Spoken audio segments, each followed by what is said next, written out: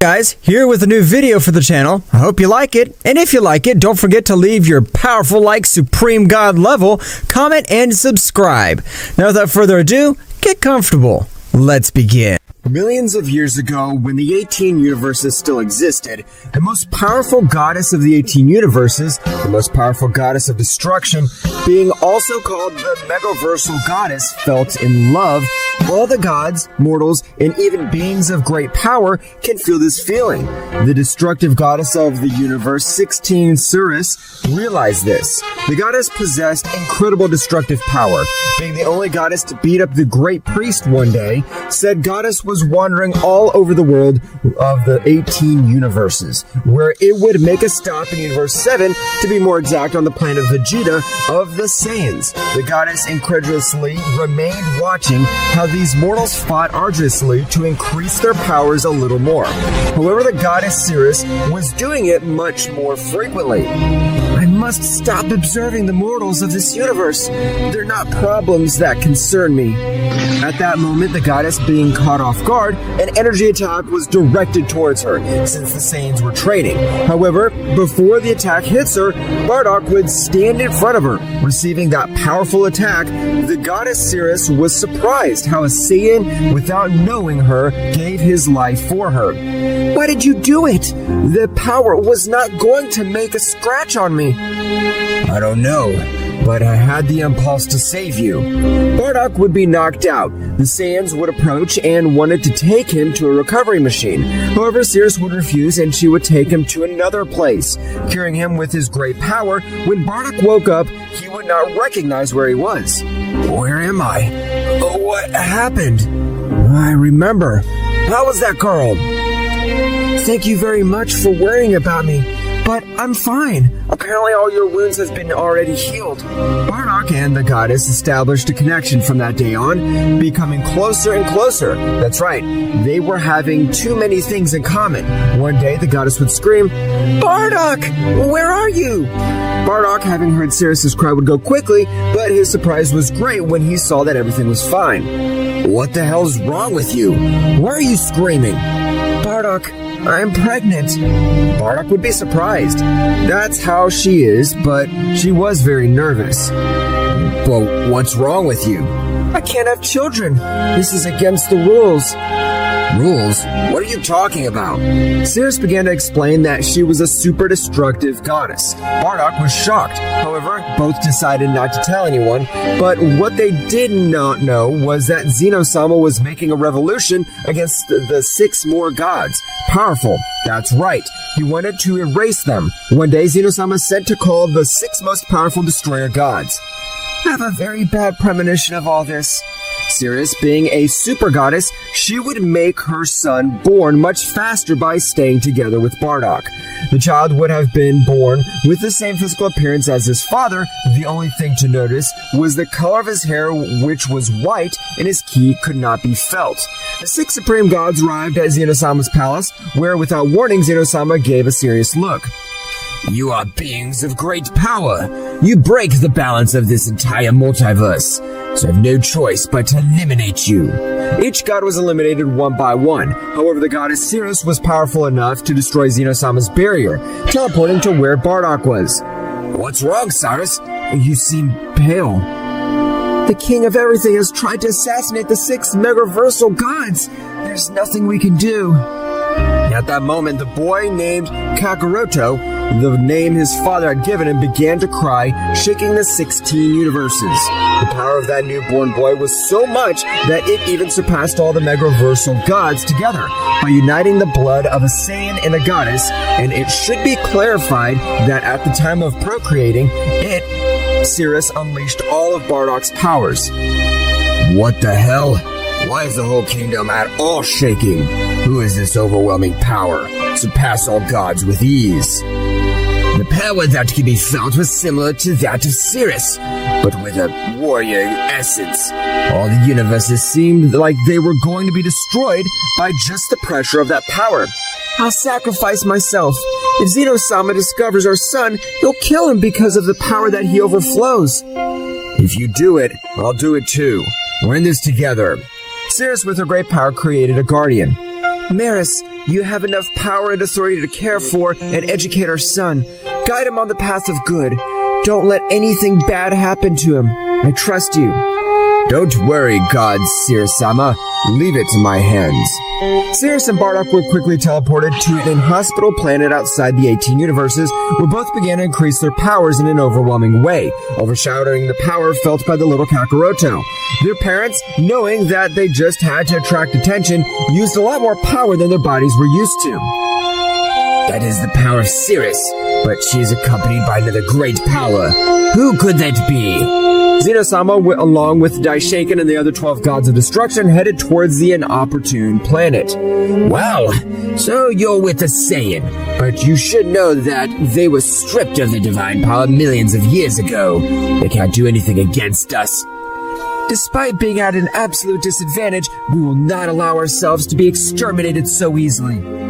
That's right, Bardock and Cirrus launched the attack, knocking out all the gods of destruction. However, before everything got out of hand, the king of everything, Zeno-sama, decided to transform.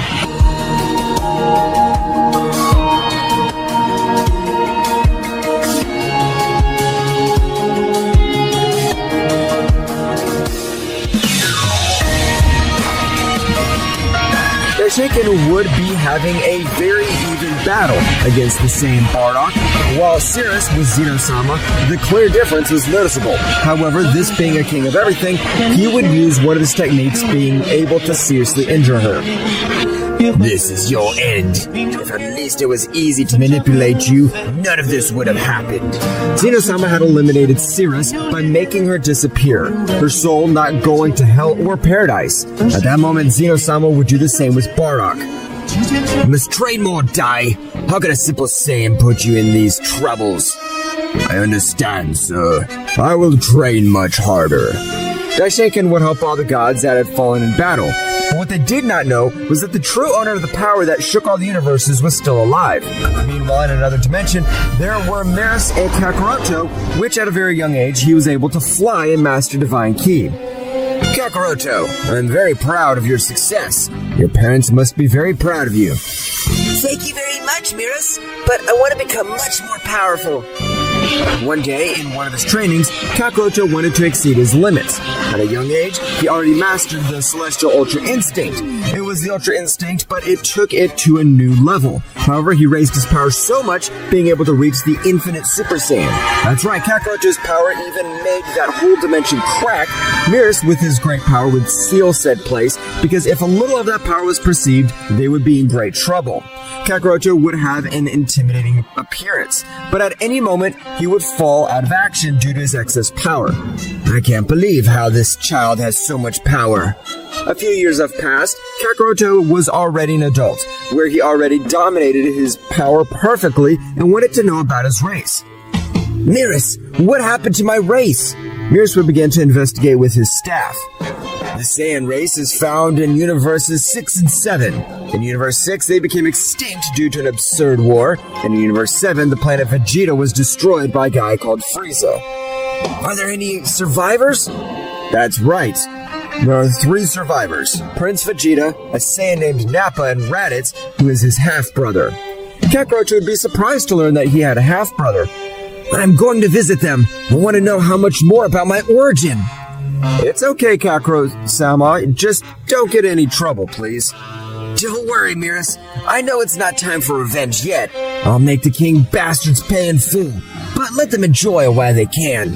Kakarot would transport to where the Saiyans were, which were on the planet Namek. Kakarot would arrive on the planet of Namek and would observe how Frieza was torturing and humiliating the 3 Saiyans. Who are you? Are you another Saiyan? That face, that hair. Are you Kakarot? I've searched for you throughout the universe. That was my father's last wish. So, you're my brother, but you're very weak. You're nothing more than a simple worm. I don't know who the hell you are, but if the four of us unite, we can exterminate the Freezer. Damn, he's afraid of the power of the Saiyans together. I can take care of this damn clown alone. What did you say, you damn monkey? You heard me. It doesn't matter if you're immortal or not. I can exterminate even beings that have eternal life.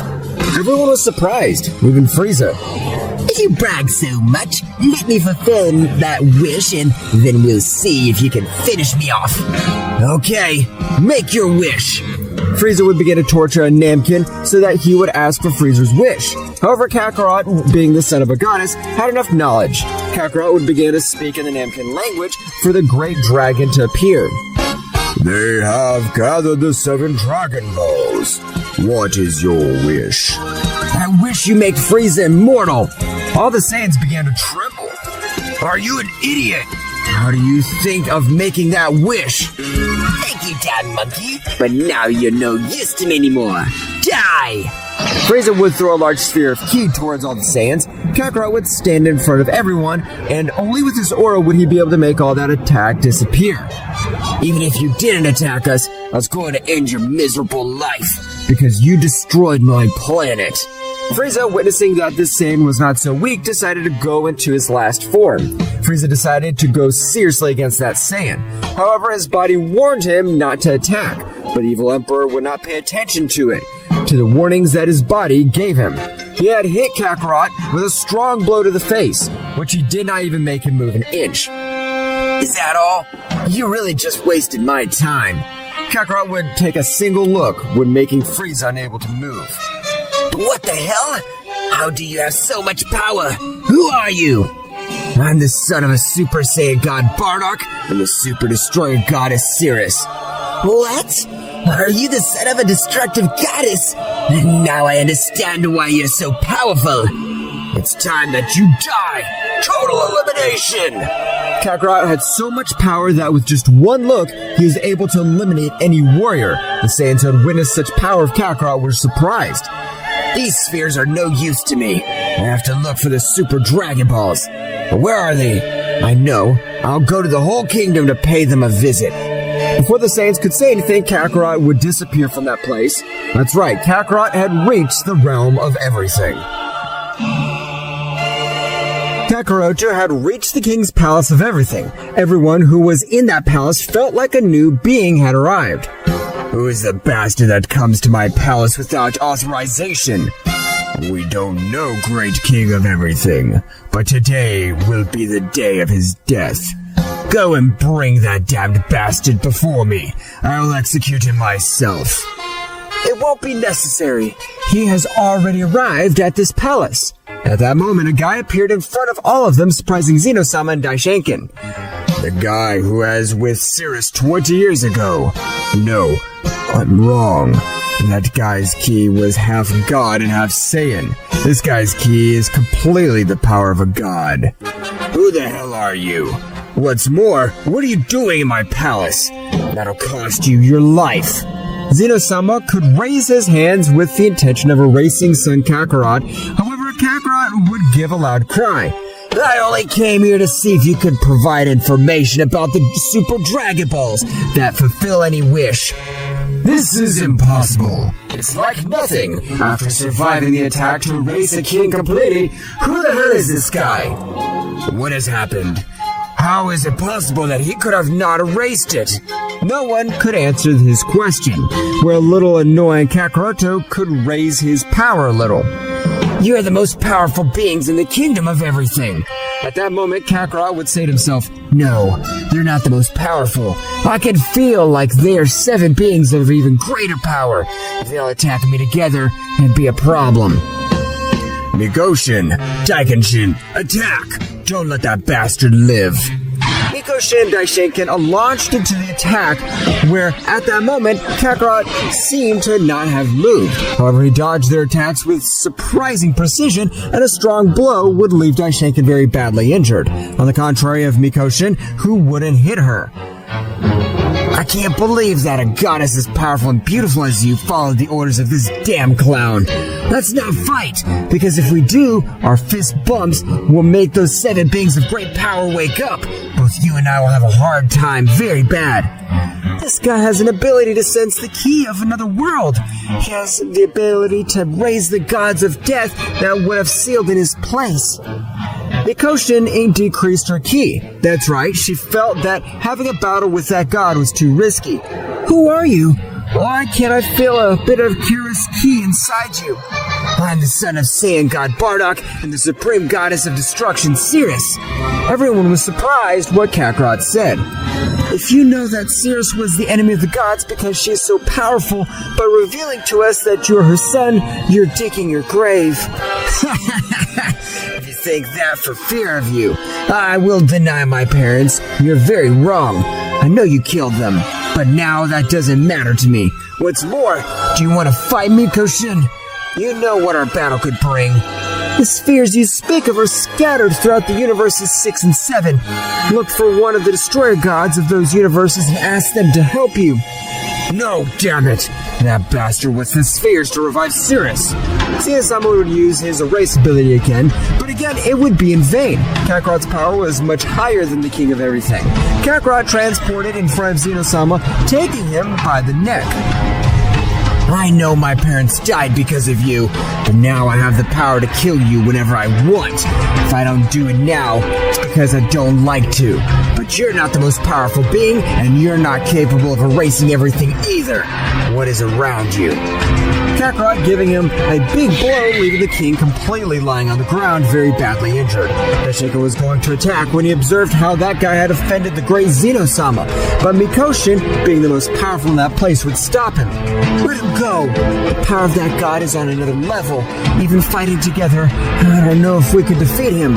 Kakarot would leave the king completely, heading to the planet of the destroyer god Beerus. Kakarot, being a superior god, would arrive in a few minutes, where he would be received by the guardian angel of Beerus. Yes? What is he offering? Mikoshin sent me to the destroyer god of this universe. She mentioned that you could help me gather the Super Dragon Balls. The great Mikoshin-sama. I understand. Right now, I wake up Lord Beerus. Whis would go quickly to wake up Beerus, who would get up in a bad mood. What the hell do you want, Whis? I don't remember giving you the order to wake you up.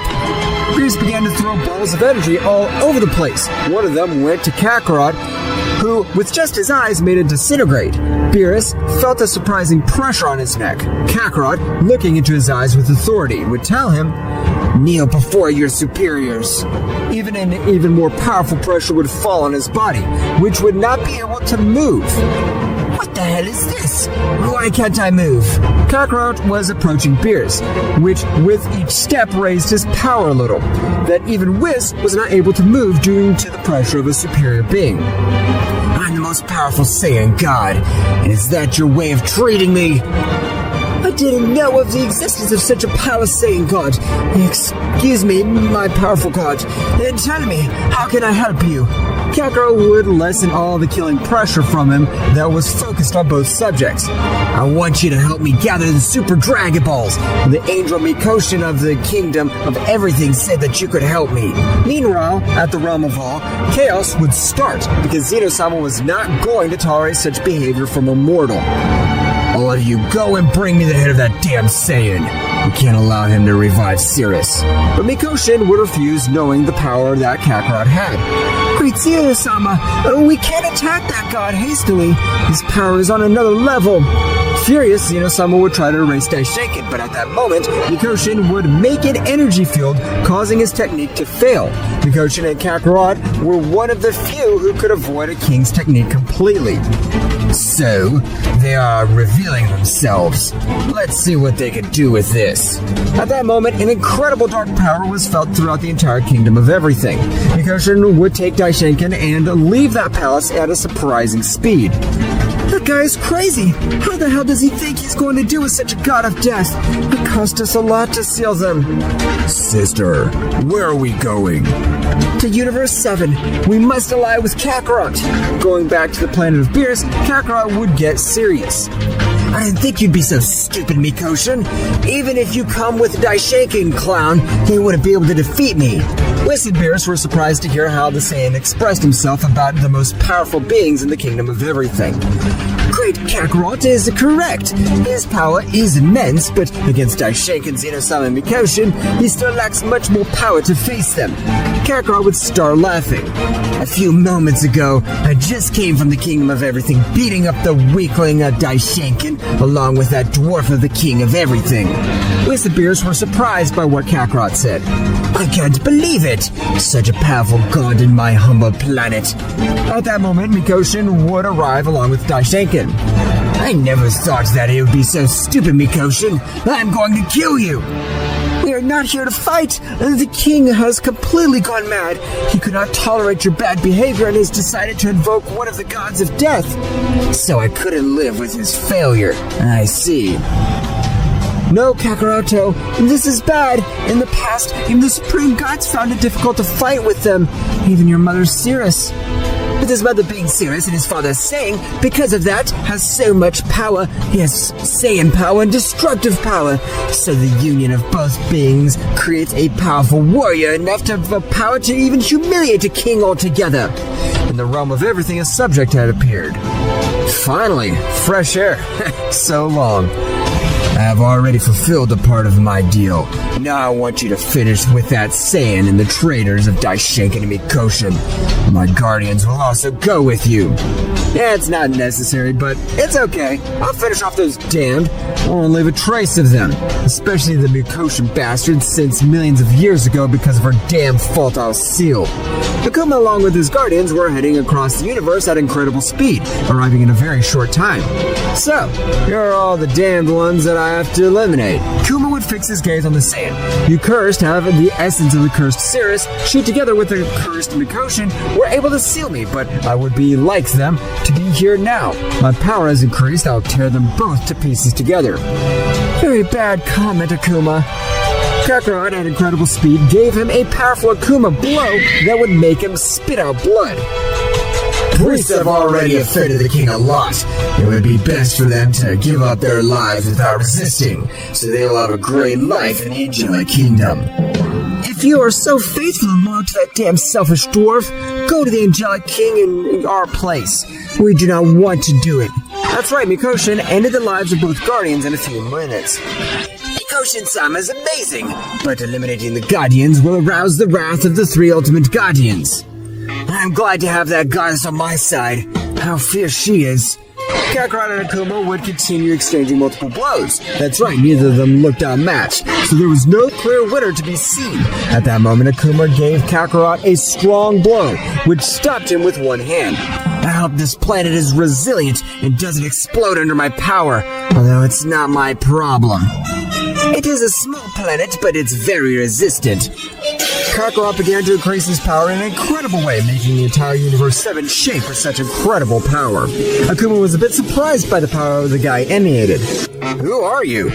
Why is your power supreme? That's none of your business, but you dare to insult my mother, and this is paid with for your death.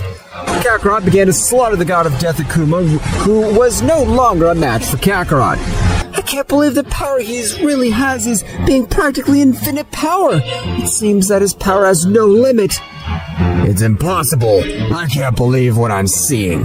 That bastard's playing with the god of death. Now I'm sending the 7 remaining gods. Let's see what he could do against all of them together.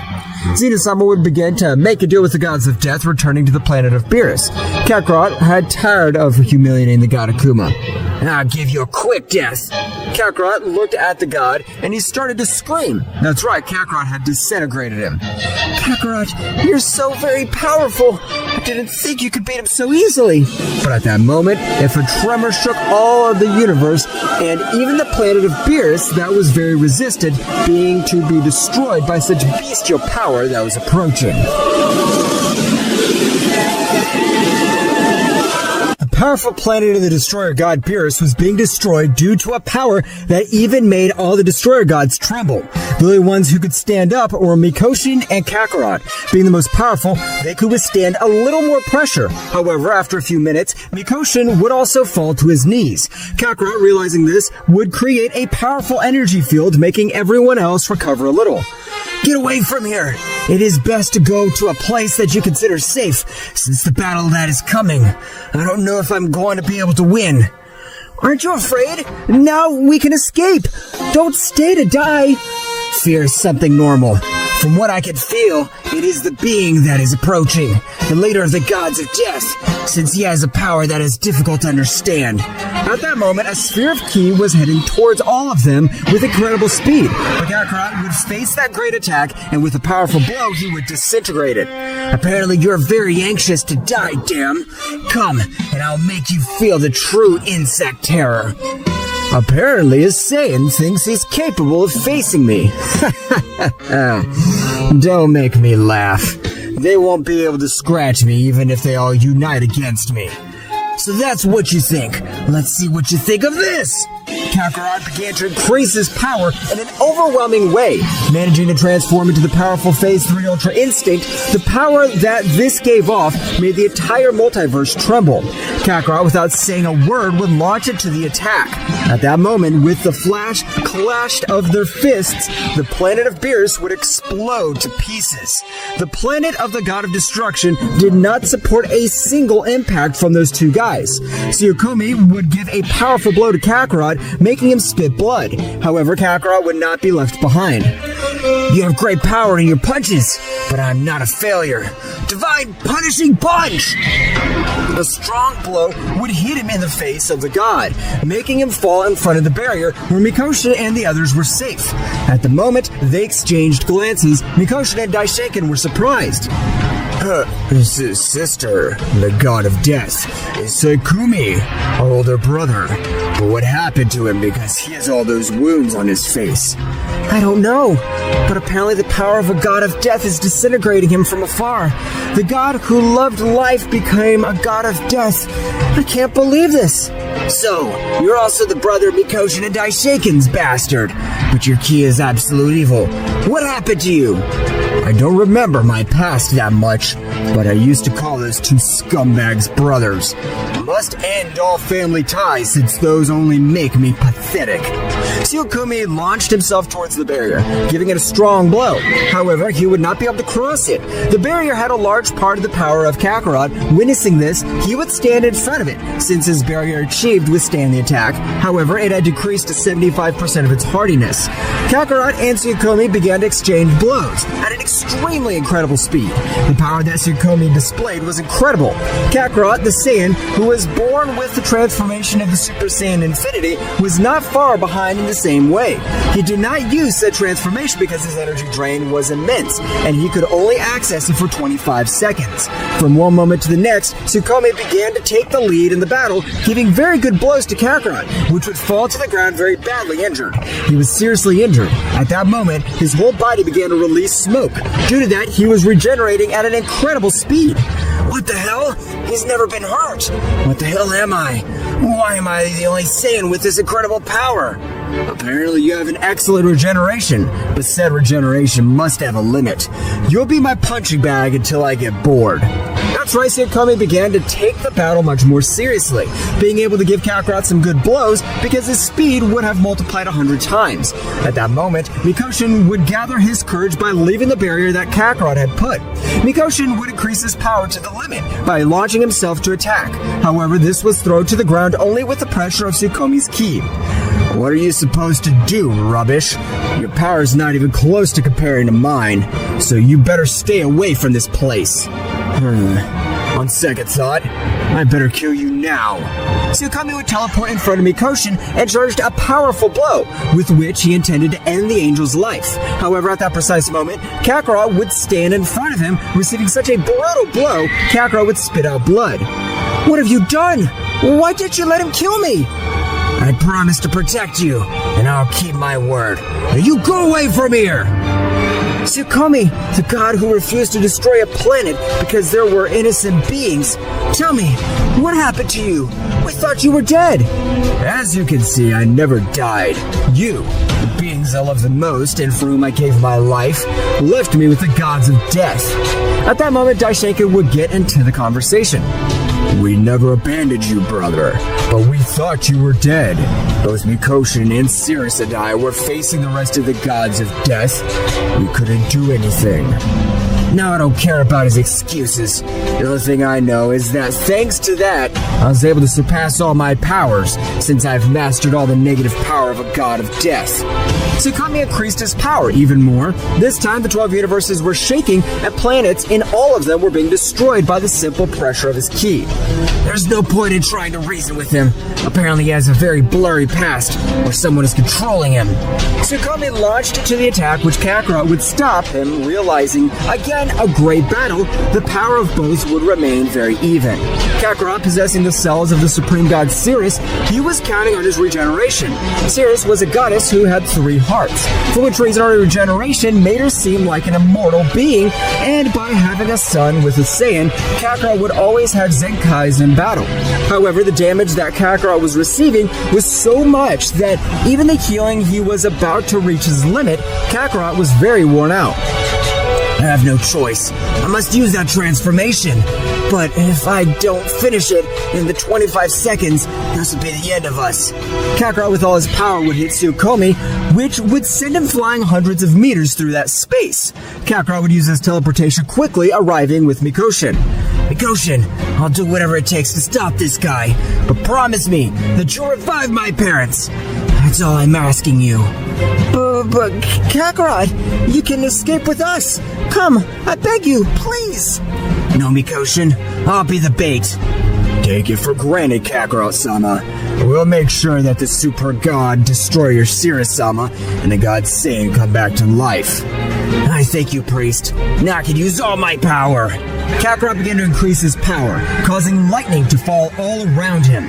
Kakarot's power was so much that he was able to outshine the powers of Mikoshin and the others who were heading to Universe 6 at a surprising speed. Tsukuyomi would return, and before Kakarot passed to the Super Saiyan Infinity, he'd be able to give him a strong blow. Damn you, blow gave me has hurt too much. Now I'll make you feel the true terror. Tsukuyomi released a part of the king's power from the hole. Now I understand everything. You devoured all the other gods of death, conserving all their powers and energies, and the key of Zeno-sama's dwarf disappeared because of you. You exterminated him. That useless dwarf wanted to give orders to me, a god of death. Flashback, Zeno-sama managed to make a deal with the gods of death. However, only one god would come out of the deal with said seal, which Zeno-sama recognized instantly. Tsukuyomi, what are you supposed to do in that place? How are you a god of death? And the others? I'm the supreme god of death. All other gods live in me. This is impossible, but I'm not interested. Now go and kill those damned. Oh, do you, Tsukuyomi would get angry and approach him with a cold stare. Are you ordering me what to do? Why not let you pass this? Die, insect! Inverted Hawkeye! Infernal darkness! But what have you done to me? What do you think? It's my own technique of erasing, only that I keep the power of the supreme being that I eliminate. You can't do this to me. If I die, we'll collide with the other multiverses. Since I am the pillar of Multiverse 4, reflects Tsukuyomi, we were called the weakest multiverse by the creator god. So, the weakest multiverse. Don't worry, dwarf. If I fulfill your request, I'll finish off that Saiyan son of Sirius, and with the 2 insects of my brothers, and if the other kings want to test my powers, let them dare. Then I will dust. Zeno-sama had died, and he had begun to form part of Tsukuyomi's power. End of the flashback. Kakarot and Tsukuyomi began to exchange blows again. However, Ultra Instinct Phase 3 was not enough. Zengoken! Various copies of it had appeared on the battlefield, where it began to increase its power rapidly. Lightning and everyone began to fall on what was left of the planet of the destroyer god Beerus. Kakarot had accessed Super Saiyan Infinity, which made all the gods tremble as a child. Due to his great power, Kakarot would appear in front of Tsukuyomi, and with a furtive blow, he would make him cross a few planets that were in his path. That blow hurt a lot. What the hell? Where'd you get so much power? That's none of your business. But now die! Divine Spiritual Cannon! Kakarot had executed a technique of great power, throwing it at Tsukuyomi. Kakarot had bet everything on his technique because if he didn't exterminate him, he'd be killed. Meanwhile, Daishinkan and the others had reached Universe 6 at the planet of Champa. Champa, to observe them, would be scared to death. Daishinkan-sama, Mikoshin-sama, how can I help you? There's no time to lose. I want to give you the 6 Super Dragon Balls that you have in your possession. It's life or death. Of course, Daishinkan-sama, but I hope you didn't think that I would make a bad wish. I only had them together in case of a critical situation arose. This is a critical situation. Daishinkan with mental power would carry the 6 Super Dragon Balls with the last sphere. At that moment, a great attack would illuminate all the universes, and everyone would think that it was Kakarot attack. However, Tsukuyomi was able to survive, and after 25 seconds, his power was so worn that he would return to his base state. With a simple attack, Tsukuyomi thought he would lose his life. Get out of there, great god Zarma, and fulfill my wish. What is your wish? I want you to bring the family of the Saiyan Kakarot. The eyes of the dragon would shine, appearing in front of everyone, the supreme god Cirrus, and the Super Saiyan god Bardock. The goddess Cirrus and Bardock had appeared in front of everyone present, leaving the goddess a bit surprised. The one who's going to revive us was supposed to be Kakarot. What's happening? However, the voice of the great god Zarma would take her out of her thoughts. I have fulfilled his wish. Now I'm going to retire. Great god Zarma, before he leaves, can you tell us what happened to the Saiyan Kakarot? That Saiyan is very powerful. In existence, that could hardly die because he is the son of the super destructive goddess Cirrus, the Saiyan god. At this moment, he is on the verge of death, but in a few days, he will be 100% recovered. The Super Dragon Balls spread again through the universes 6 and 7. However, at that precise moment, a strong tremor would make the 4 universes tremble. That's right, Multiverse 2 would have collided with Multiverse 4 of Zeno-sama. Mikoshin would quickly approach Cirrus. What are you supposed to do to us? Are you going to kill me again? Or at least let me see my son. Didn't you pay attention to what the great god Zarma said? Kakarot is on the verge of death because he faces a god of death. What? My poor son! I don't have to go to his rescue. At that moment, Bardock would have a vision, where he would observe Kakarot fighting against a warrior with a peculiar appearance, since he looked like a demon. Don't you worry about it, Cirrus. Kakarot will soon recover, and will make all the multiverses tremble because of his great power. That reaction, is this man able to see the future? It doesn't matter. Cirrus, now, what I need is your power. The god of death comes instead, and I need the power Mikoshin would create a pentagram with which he would break the seal that retained of all of Cirrus's power. Cirrus raised his power at once. Meanwhile, very far from that place with Tsukuyomi, this would be said. This is Cirrus's key. I can't make a mistake. So those bastards managed to bring her to life. And it'll be the same result. They won't be able to do anything against me. Tsukuyomi began to head towards them at incredible speed, returning with the others. Cirrus would get serious. If you decide to remove my seal, that means that you are in a very desperate situation, since you know that with my unlocked power, I'm capable of killing you. I apologize for 20 years ago, but really, we were just following orders. That doesn't matter anymore. I can feel a disgusting key approaching. If that guy was the one who hurt my little Kakarot, I'll exterminate him myself. Even with all your power, I don't know if you'll be able to face it, so I'll bet everything. Divine Seal Annihilation! A new pentagram would appear under Bardock's feet. What are you supposed to do, Mikoshin? If we want to have at least a small chance against that god, we must give everything. Bardock's power had been sealed millions of years ago, beginning to flow through all his veins. It was even greater than the power of Sirius unlocked for him at that time. Bardock would access the perfect Ultra Instincts Phase 2. The power of Bardock was surprising. How could Kakarot not be a great warrior if his parents were monsters? At that moment, Zeno-sama would arrive where all of them were. Sirius would look at him with a very serious look. Sirius's gaze would make even that god of death shudder a little, because Sirius in the past was much more powerful than him. Apparently, Sirius has come back to life. What do you think if you join me and together we all end this trouble? I would never do that. Since you dared to hurt my son Kakarot, I'll never forgive you. I know you'd say something similar, but I didn't hurt him. That Saiyan must be in the other world at that moment. Zeno-sama's words would make Sirius explode with rage, launching herself into the attack at a speed that no one was able to see. Only Bardock and Zeno-sama himself, the clashes of the fists would make everything around them tremble. The universe itself was affected by such power. Meanwhile, Kakarot's sphere of energy had fallen into Multiverse 2, where a subject would find it. The king of everything, Akira. Apparently this guy is dead because of his heart is missing. Okay, Lucid. Reduce it to atoms and return immediately. We must be the first to attack in this war and position ourselves as the strongest multiverse. Lucio would charge a large sphere of destruction energy, throwing it at Kakarot. However, before it collided with him, Kakarot would regain consciousness, being able to dodge such a powerful attack. What the hell is wrong with you? Why do you even attack me if you know I can't defend myself? I'll never forgive you for this, even if you beg me. What an interesting guy. You didn't have the heart, and miraculously you managed to dodge my attack. And if that's not enough, your heart has grown again. Akio, who was in place observing everything that happened from the crystal sphere, would be a bit astonished, because the power of said subject did not lose any of that as a warrior. I want you to defeat him and bring him back. He would be an important piece in our hunt across the multiverses. As you order, sir. Lucio and Kakarot began to increase their powers. However, the only appearance that changed was that of Kakarot, which had gone to perfect Ultra Instinct because their energies were not yet 100%. Both began to battle, making them tremble the entire Multiverse 2.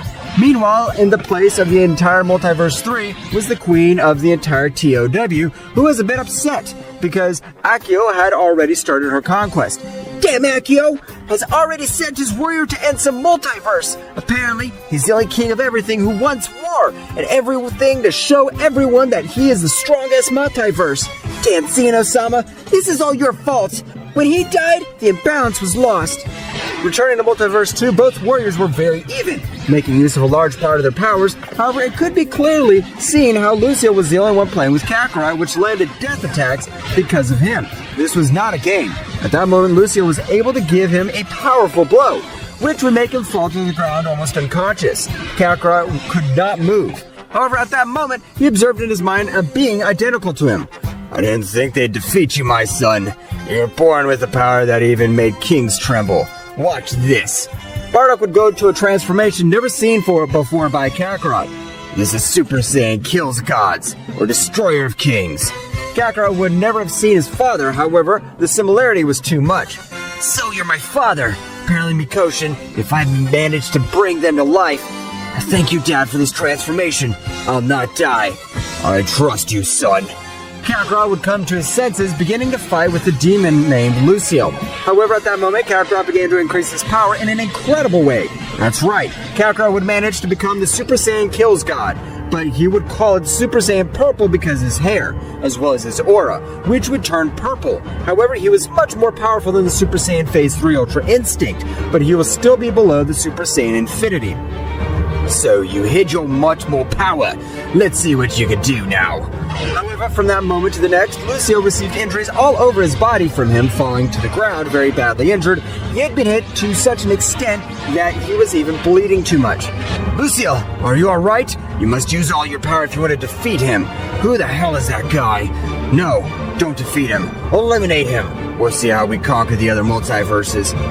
As ordered, sir. Akio would say to himself, this is a lot of coincidence. Just when the four multiverses collided with each other, a warrior falls into our multiverse. Maybe a strategy from other multiverses, but no. They're weak or multiverses to start conquering. This doesn't make any sense. Lucio would have increased all his power with which he was ready to fight with the Saiyan. That's right, he was confident due to his power that he possessed. At that precise moment, Lucio would hit Kakarot with all his might. But his surprise was great when he realized that said blow would not make him even a single scratch. Is that all? I gave you enough time to raise all your power. Apparently it was a waste of time. Lucio would continue to hit him, which Kakarot did not dodge. He wanted to show him the difference in power. Meanwhile, in the Kingdom of Everything, Akio was very surprised. That being is going to kill Lucio. I must go to his aid. Akio, with maximum speed, would go to the aid of Lucio. When he arrived, Kakarot was about to hit the final blow to end his life. However, Akio would hold Kakarot's blow with an overwhelming force, and give him a great blow with which he would go back a few meters. Lucio, get out of here. Go to the palace and recover all your wounds. You don't have enough power to kill this warrior. I'm sorry, my lord. It's my first defeat, but I've let you down. Lucio would go to the king's palace completely. He no longer had enough energy to continue fighting with that being. Before we start the battle, tell me, what multiverse do you belong to? And what are you supposed to do here? Kakarot wouldn't understand anything the guy was talking about. Multiverse? What are you talking about? I was fighting with the god of death, and I was defeated. At the moment of a sphere of ki was thrown at me, I fell in that place, collapsed, was on the brink of death. So, it was just a coincidence that this being fell into our multiverse. Akio, at a speed that even Kakarot was not able to see anything, would give him some strong blows, which almost made him lose his transformation. However, Kakarot would not be left behind, launching himself to attack in the same way, but a key barrier covered the entire space bodyguard of the god. The barrier was forged with 50% of all my power. If you want to just hit me, you have to overcome 50% of all my power, which is impossible for a Saiyan like you. It's very risky, but I hope it helps. Kakarot would launch it to the attack, but in each exchange, the blows, the only one who received damage was him. That's right, Kakarot's power was not enough. However, what he wanted was the regeneration of his wounds, and thanks to his Zenkai Z's increase, after a few moments of the battle, Kakarot's illogical plan would work, managing to hit the king of everything, Akio, with a strong blow, who would get so angry that he began to massacre Kakarot. Let's see how much you can regenerate your body, damn Saiyan. Akio began to torture Kakarot until he was knocked out. Akio would take him to the kingdom completely because he had a plan with said Saiyan. Meanwhile, with Tsuyokomi, this as well as Sirius, Mikoshin, Daishanken, and the fusion of the gods and angels was very injured. I must admit that with her divine ki, they are more powerful than me. But how about this? Tsuyokomi would expel unpleasant ki. Death could be felt and said. Tsuyokomi had access to his ki of the god of death.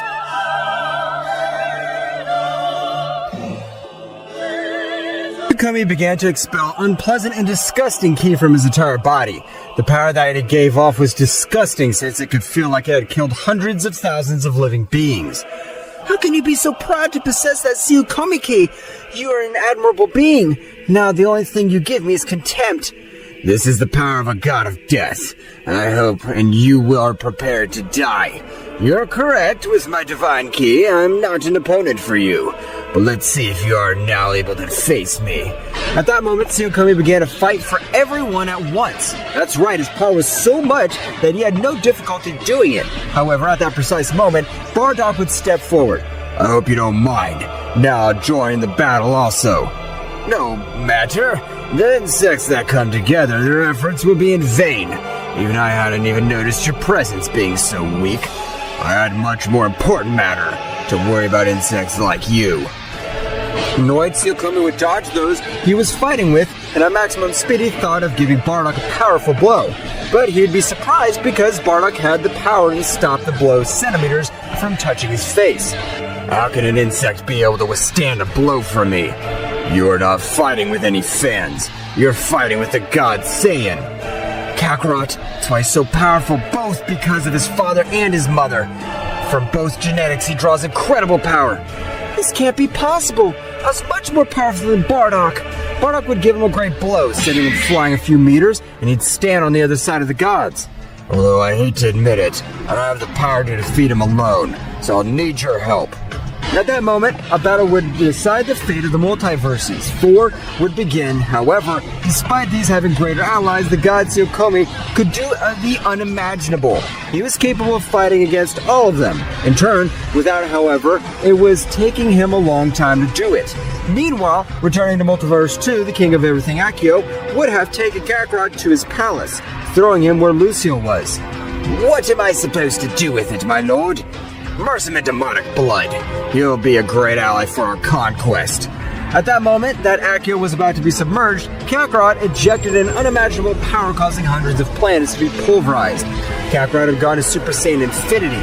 You really must call yourself a king at all. You don't conquer at all to Zeno-sama's dwarf. Zeno-sama? I can't believe it.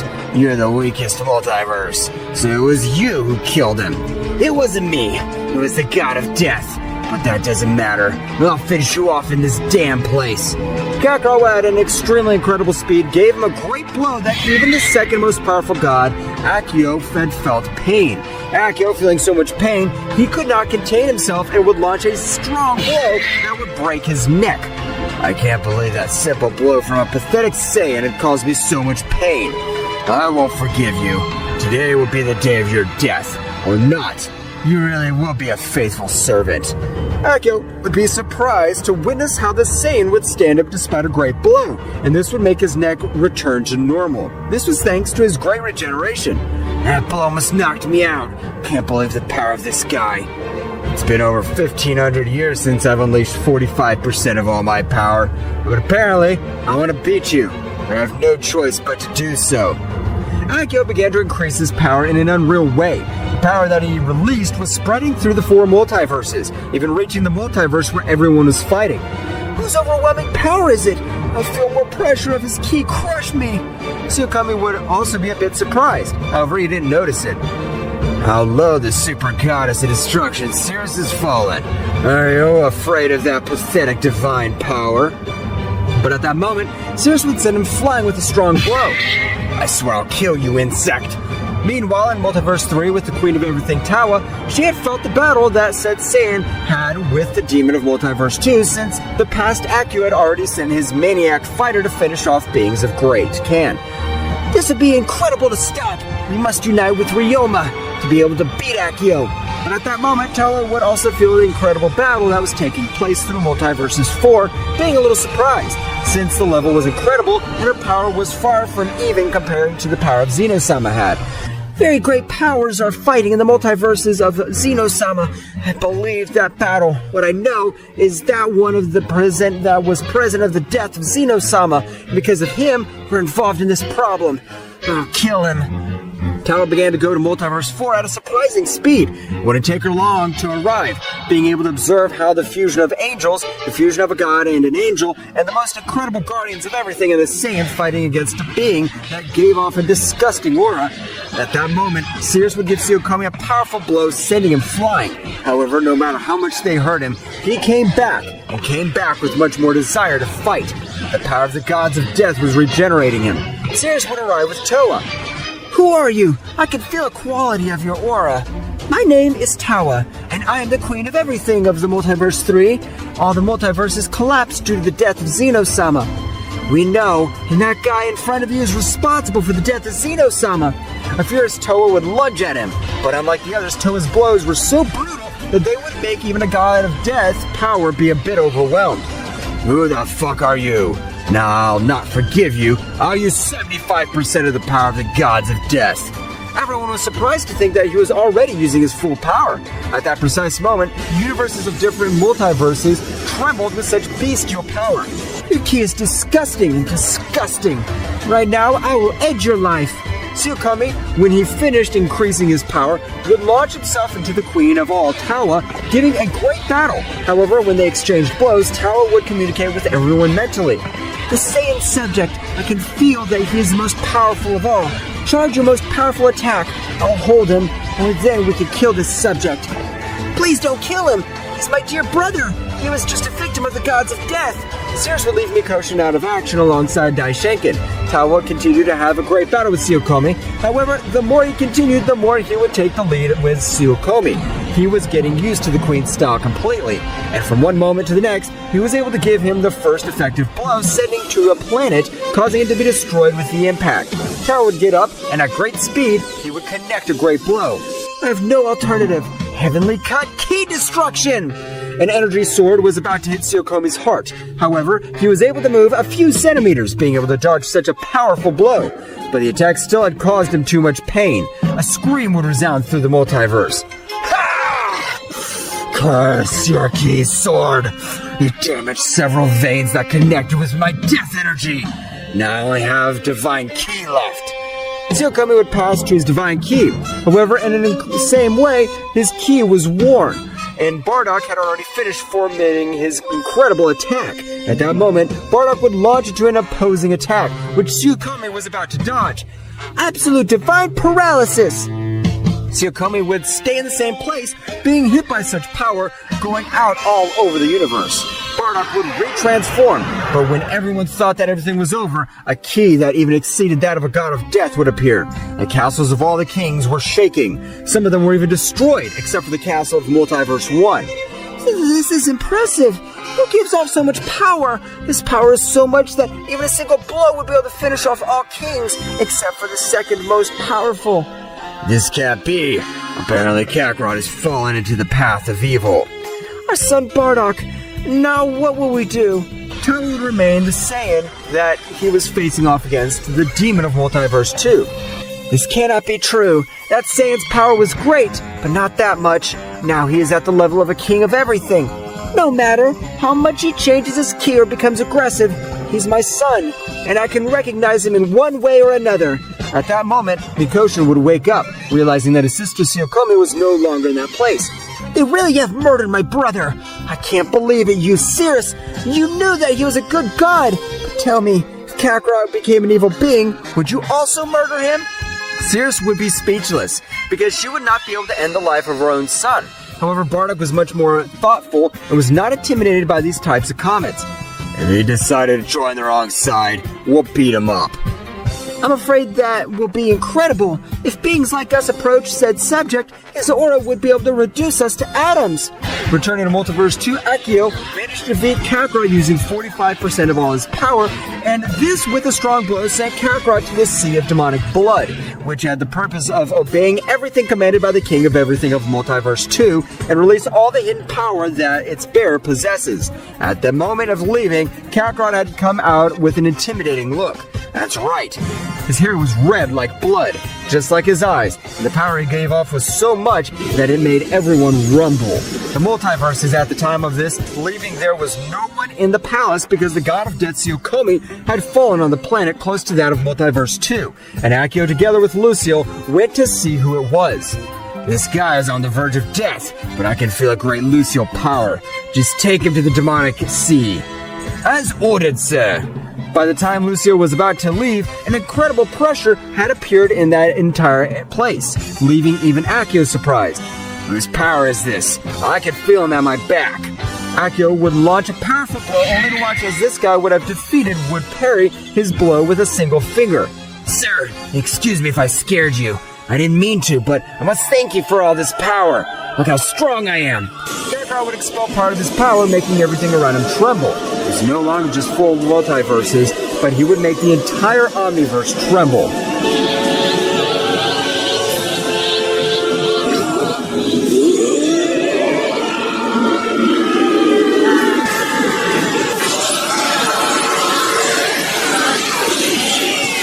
Kakarot would have made 4 multiverses shudder. Kakarot's power would have been so much that the 4 kings had all felt the extremely impressive power. At that moment, Lucio was going with this. Even though you are one of us, you must show respect to your superiors. Kakarot put on a serious look, and his imposing red eyes made him look like a terrible guy. If I before didn't have this great power, I was able to almost kill you.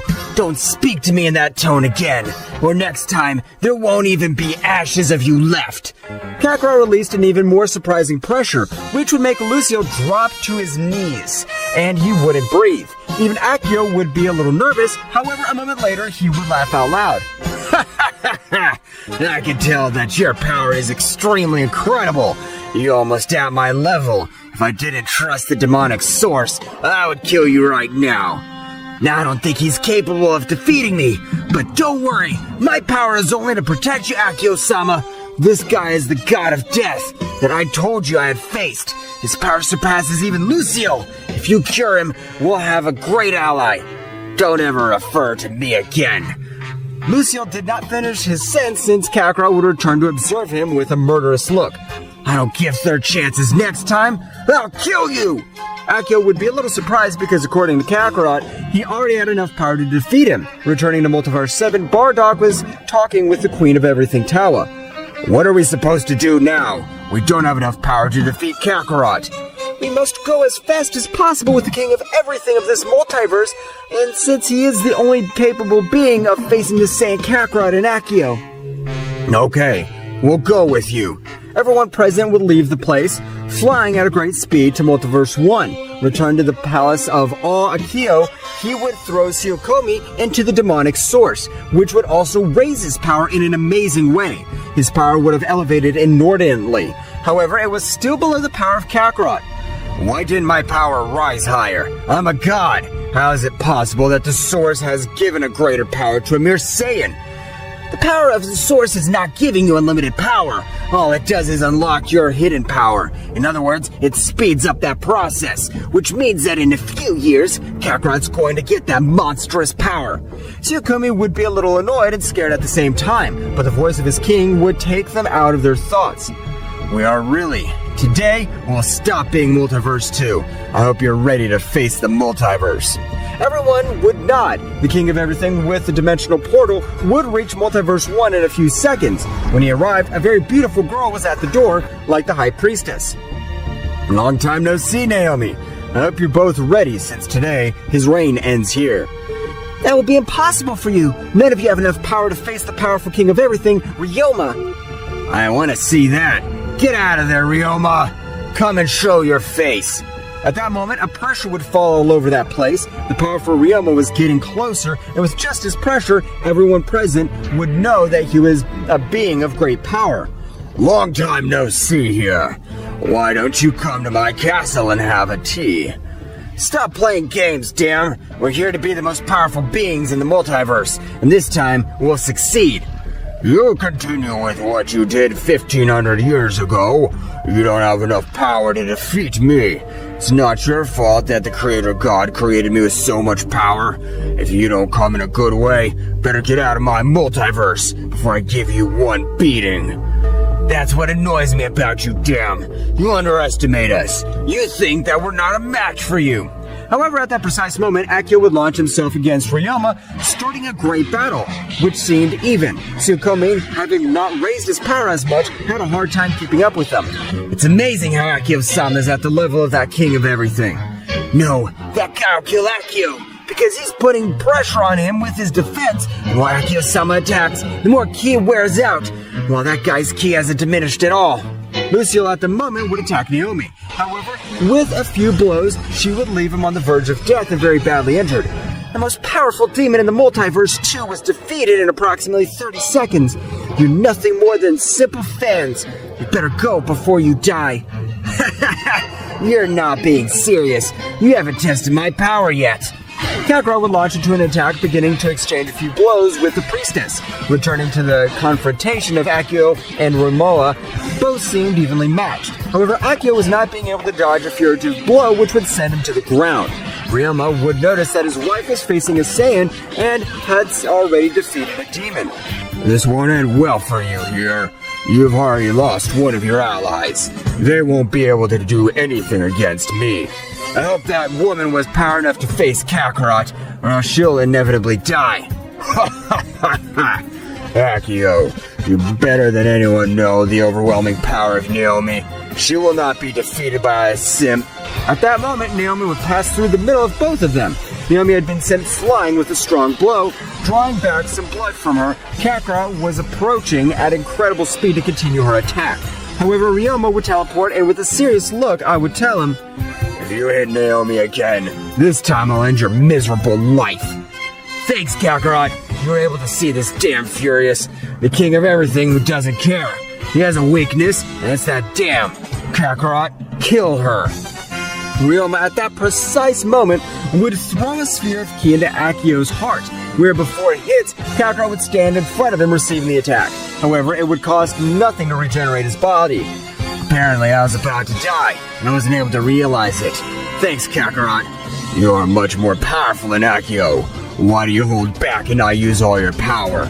Don't say stupid things, as a Saiyan will make you more powerful than a king of everything. So you realized I didn't use all my power because if my power exceeds his, I don't want him to feel bad. So he affirms it. Apparently he's not using all his power. This is the worst humiliation of my life. Kakarot, if you're more powerful than me, it's fine. Release all your power and finish off that down. As you order, Akio-sama. Kakarot expelled all the power of him accumulated from him. That's right, Kakarot's power was much more than even the mighty king of everything of the Multiverse 1 began to smile. This is what I wanted as a battle, where I can use all my power. Our battle would be legendary. Ghostly steps. Ryoma would move at a speed that even disappeared for Akio and Tsuyokomi. However, everyone was surprised when Kakarot would say, "Ghostly steps." So by just seeing me using it once you're able to use it, you're a really powerful being. Both subjects would begin to exchange blows at an incredible speed, because not even Naomi could clearly see what was happening. Meanwhile, with Toho and the others, Toho would stop halfway. It's too late. Ryoma's fighting with another king altogether, but he doesn't know who he is, because he's not Akio's ki and Zeno-sama is dead. Cirrus, that dark power, is that our own son? That's right, Bardock. His power is even greater than that of the god of death. No, this can't be happening. Ryoma's fighting against another king. No matter what ki my son has, I'll always recognize him. Returning to the battle, no warrior could be seen. However, at that moment, they would both appear. Both were with their clothes a bit worn. However, Naomi would be surprised. Is that blood? The most powerful king has shed blood. I can't believe it. You're a worthy opponent, but you still need much more power if you want to defeat me. I say the same. At that moment, they began to exchange blows again. How is it possible for two guys to have such fighting power, if not even beings of our level are capable of observing them? Someone who logically was not Tsuyokomi and is inside his body would say, obviously beings like you can't see anything. Since there are only our containers, they're simple dregs. The battle would continue for a few moments while they exchanged blows. Ryoma would communicate with his Saiyan telepathically. Saiyan, the attack I launched at Akio, I can assure you that it was not to kill him, but to get that evil presence out of him. The hatred that Akio has for me is not normal, so a being is manipulating him. I know you don't believe me, but you must trust me. I believe you, since there are times when Akio-sama doesn't seem to be the same. So what do you have in mind for those guys to show their faces? Both subjects continued to impact their fists. However, they would appear with their ki very worn, and both with holes in their chest that they had been mortally wounded. Naomi was going to help Ryoma, however she would listen in her mind. Don't worry, this Saiyan and I are pretending. We still have all our energies. Pretend what? Obviously, he's the enemy. No, Akio, and that god named Tsuyokomi is just being manipulated by an even more powerful existence. Okay, Rivera, I trust you, but please don't die. Akio would approach, both realizing that they were both on the brink of death. Apparently, you're also about to die, Kakarot, but thanks for leaving this damn me like this. Die for me, Kakarot. I'll be the one to give him the final blow. At that moment, Akio would begin to charge a very powerful ki sphere, with which he had planned to end Akio's life. At that moment, when he was about to launch his attack, his power would vanish, lightning falling all over the place. What's wrong with me? Does my body hurt a lot? Akio would lose consciousness due to such monstrous power. Of course, it hurts, damn. We have gone through approximately 1,500 years. We almost joined, but thank you. I'll be the one to give you the final blow and receive the blessings of the murderous king. The same would happen with Tsuyokomi. That's right, Achi had abruptly separated from him, also being knocked out at that moment in which both charged a large sphere of ki and threw it at him. Kakarot and Ryoma would dodge it and both would heal the wound of his body. So you're the ones behind all this. I'll kill you. Because of this miserable fault, Akio-sama always had a full life of resentment and hatred. I'll exterminate them. Kakarot and Akio would raise all the power of him, making some of the closest omniverses shake. Without my original body, I could defeat you. Now you'll be crushed, or rather between the two of us, we'll crush them. Achi and Rek would also release a sinister power, making everything around them tremble.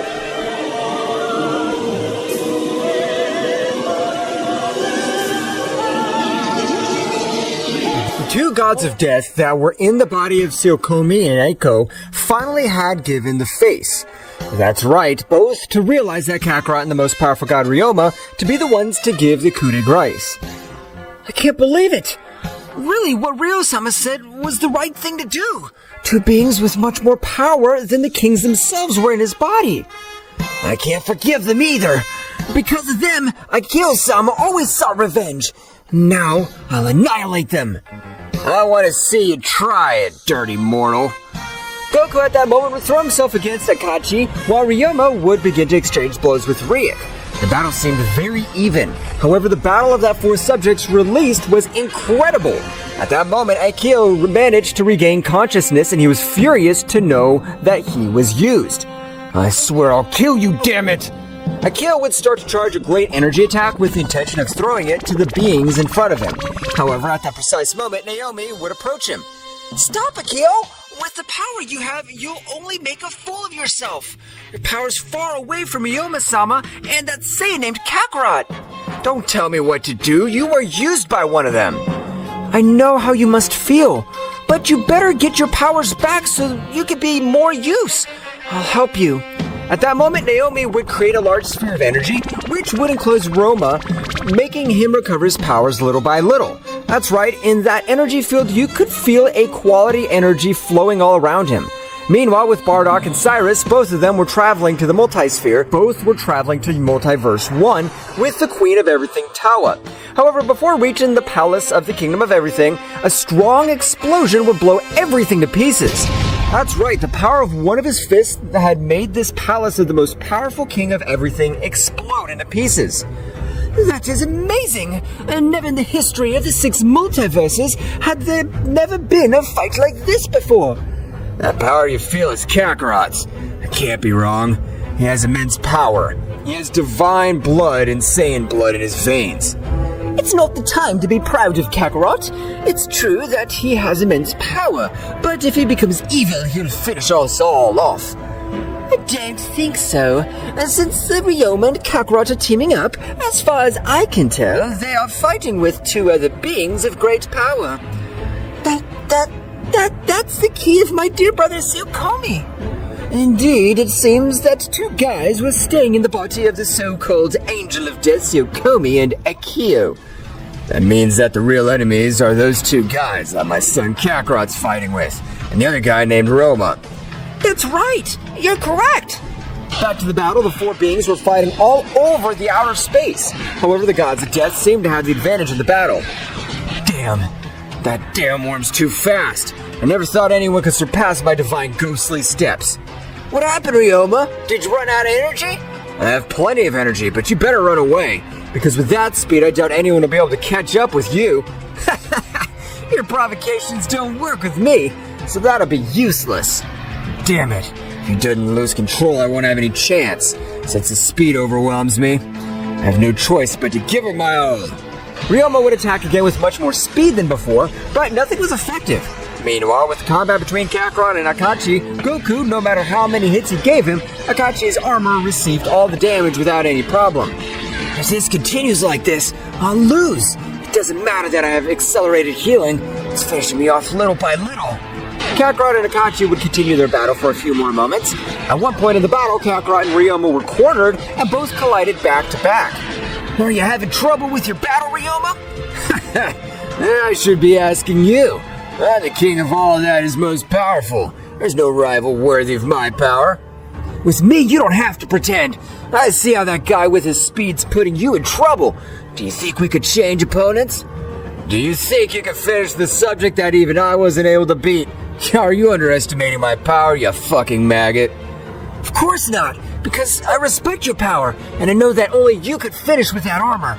I tell you that your physical power is far superior than mine. I don't know what your plan is, but I take your word for it.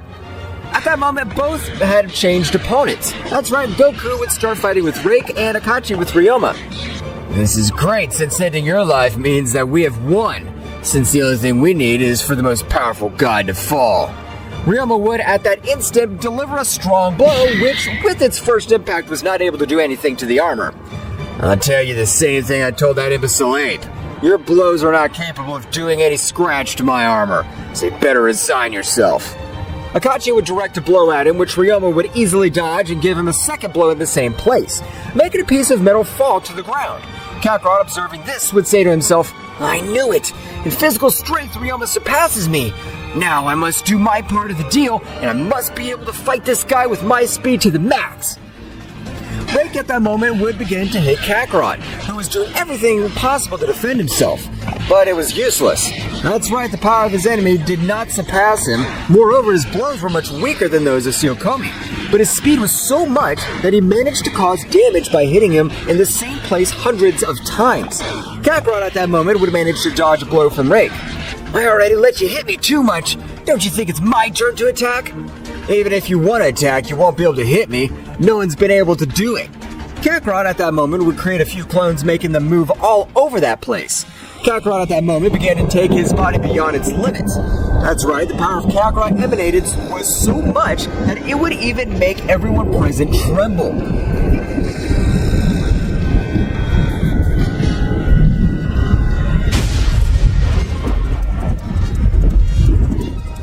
At that moment, Tawa would arrive with all the others to a part of the universe where Akira was with Naomi. Kakarot would observe again, being able to recognize Cirrus and Bardock. So the clown Daishinki was able to bring them to life. I am one. My parents are watching me. I'm forbidden to lose. You can do it. We trust you, son. Kakarot, with the words of his parents, his powers grew in an even more amazing way, making Rake surprised by the power he was releasing.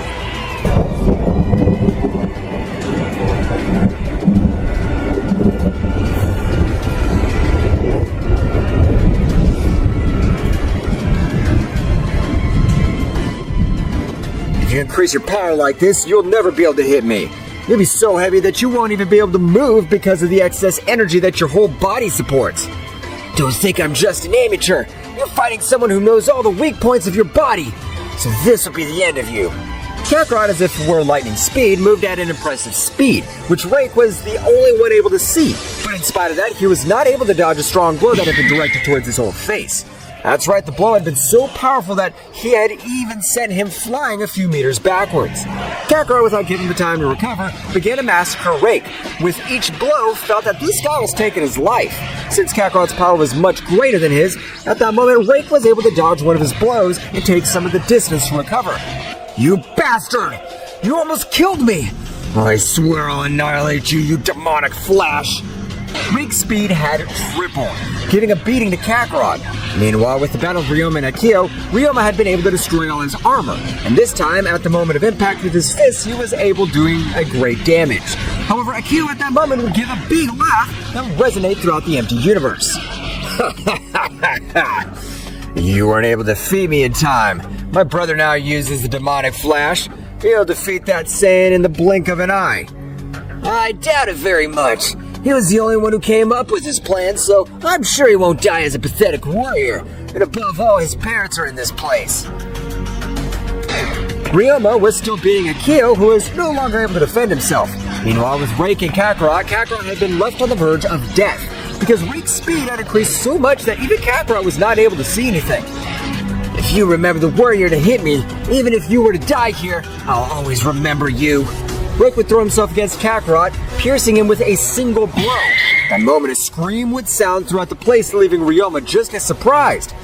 Kakarot! No! Seriously, I apologize for getting you into this trouble. I swear I'll give my life so that your sacrifice will not be forgotten. Now that I have finished with this insect, the next ones will be you. But first, I'll help my brother to finish the life of that damn scum before he causes more problems. At that moment, Reich would try to pull out his arm out of Kakarot's body. It'd be impossible. That's right, Kakarot's body had imprisoned Reich's arm. I knew that dodging that last blow would be impossible, so I decided to take it. I knew you didn't have the power to end my life. Your power is inferior to mine. This can't be happening. I pierced your heart. Every being dies when its heart's destroyed. What the hell are you? I am a divine Saiyan who has the fortune of possessing 3 hearts. Reich would be surprised to hear that Kakarot said. At that moment, Kakarot would charge a big hit. Let's see if you can resist one of my blows at maximum power. Kakarot would deliver his last blow successfully, taking Reich's life at that very moment. Kakarot would fall along with the others.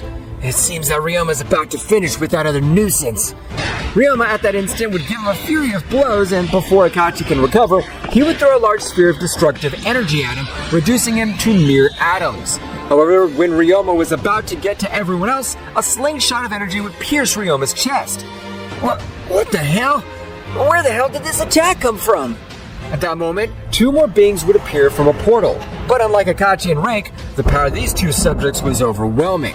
So much so that it would cut off the breath of all the beings that were there in that place. Kakarot at that moment would enclose everyone in a sphere of energy. Kakarot, what are you supposed to do? The most powerful king must not fall in battle. Take care of yourselves. Kakarot would send them flying with a special technique, and at that moment, he would begin to increase his power in a surprising way.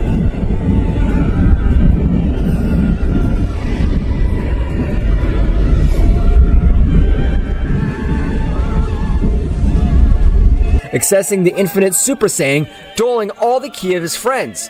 What do you say we see who gets to hell faster? Kakarot had accessed Super Saiyan Infinity, while his friends were flying all over the universe at an astonishing speed. Damn it, I'm not able to help my little Kakarot. You wouldn't be able to do anything. The power of those guys don't compare to the other 2 we fought. But I can't believe the power that guy was hiding. He even surpassed you, Ryoma-sama. That's the power with which our little Kakarot was born. But we can't leave him alone. They're 2 against 1. Those guys will kill him one way or another. We have to go back. I don't plan to leave Kakarot alone. However, Akio, at that moment, he would faint again. That's right, the god of death had consumed a great part of his vitality. For the moment, we should look for a safe place to protect ourselves. I have an idea. We could go to my palace. No, it's a terrible idea. If those guys finish with Kakarot, the first places they'll visit will be the palaces of the kings of everything. We'll be easy prey. We could go with my brother Daishenkin. He's in an inhospitable planet of the 18 universes. I think that's a great idea. We must recover as fast as possible to be able to help Kakarot. I swear that your sacrifice will not be in vain. Bardock would grab Ryoma by the neck, furious. My Kakarot is not dead yet. I'm sure he'll come out alive. Returning to the battlefield, the 2 opponents would stand in front of Kakarot. Because of you, we have lost Ryoma, the king of the most powerful everything. For that simple reason, you will die here, because the Yes-Bear, the second most powerful god of death. I don't care who the hell you are. If you mess with one of my loved ones, you'll regret it. Kakarot, no matter who this guy is, he would go after him with maximum speed. Both guys did not take their eyes off each other. That's right, the power Kakarot had obtained with the help of the Source of the Demons in the place of Akio had helped him a lot with this great battle. Both guys were exchanging blows while the other guy was known as the Destroyer was only watching how the battle was going. Chasing all those insects for now is in vain, since they're moving at an incredible speed. I even seen the teleport, so we just have to play with this guy. Kakarot and Yep-Spear would continue fighting. Both were very evenly matched. However, Goku, having the blood of a Super Saiyan Goddess Destroyer, his body regenerated from every damage, and having the Saiyan cells, the Zenkais he was getting were becoming brutal. So much so that he was even starting to have a little advantage over Jesper. This guy's awesome! No matter how much I attack him, his battle level increases instead of decreasing. Jesper, when distracted a little, would be hit by a big blow from Kakarot, who after millions of years had felt a pain worse than death. The Destroyer, realizing this, was going to intervene. However, in his mind, he would hear the voice of the negative creator god, or better known as the killer god. Do not help him. If he is not capable of ending the life of this simple mortal, he does not deserve to possess the beings of the murderer god. The destroyer would obey what his master told him. Meanwhile, on the planet where Daishinkan was taking refuge, all the people present would arrive for Mikoshin's help. When Daishinkan observed his brother Tsuyokomi, he would be very surprised, as he didn't feel any evil ki flowing from him. Brother, after so long, is that you? That's right, little Dai. It's me. Daishinkan at that moment would give a little smile, in meaning that he was happy because his brother had returned, but at that moment he observed the king of the most powerful everything mortally wounded. That's right, Daishinkan would be very surprised to realize that a being like him had been wounded in such a way. Great priest, is there any medicine of great power in this universe? No, Naomi-sama. This is the weakest multiverse of all. We do not possess valuable objects or high-level ceiling. With my blood, I'm sure I can recover quickly. What the hell are you saying? How is the king of the most powerful everything supposed to drink the blood of a simple goddess? Don't worry, Naomi. She is Kakarot's mother, as far as I can tell. If Kakarot possessed such regeneration, it must be because of his mother. Serious, in a vase that the great priest would have given him, he put a great part of his blood. The moment that the powerful Ryoma would drink it, his wound would close immediately. That's right, at that moment, lightning, fireballs, and even tremors began to fall over the place. The blood of Sirius not only had healed the wounds of Ryoma's body, it had also awakened a new power, which Ryoma had dormant. At the moment that all the roar calmed down, it'd be observed that Ryoma, which had not changed anything physically, but his power at this moment was overwhelming. Thank you very much. With this power, I'm sure I could save Kakarot. Let me help you. My son is giving all his in the battlefield, and I don't want to leave him alone. I know how you must feel, but don't be distressed. I'll see to it that Kakarot returns safe and sound. In fact, we both will. This battle has been won, but the war has just begun. Ryoma, with his ghostly steps, began to run around the universe. That's right, the steps that Ryoma took through space-time even surpassed the flight speed of a priest or guardian angel. Meanwhile, with Kakarot, he was dominating the battle completely. That's right, however, at that moment, Jesper would give a big laugh. Miserable mortal, your power is amazing, but I still have an ace up my sleeve, and which will be able to give me the victory in this battle. Jesper at that moment would begin to transform, increasing his size a few times. A strong explosion would even make Kakarot go back a little. He didn't expect that sudden increase in power. While the smoke of the explosion ended, a big dragon would be seen. Kakarot would be a little surprised, but he'd say to himself, with that big size, it must be slow, so I'll finish with it quickly. My power's about to fade. I can't do anything. Dying is not an alternative. Kakarot would quickly throw himself towards the giant dragon, giving it a shrapnel of fists. However, the skin of that beast was as hard as diamond. Don't think that because of my size I'm slow or I don't have stamina. My stamina was multiplied 100 times more at my speed. Well, find out for yourself.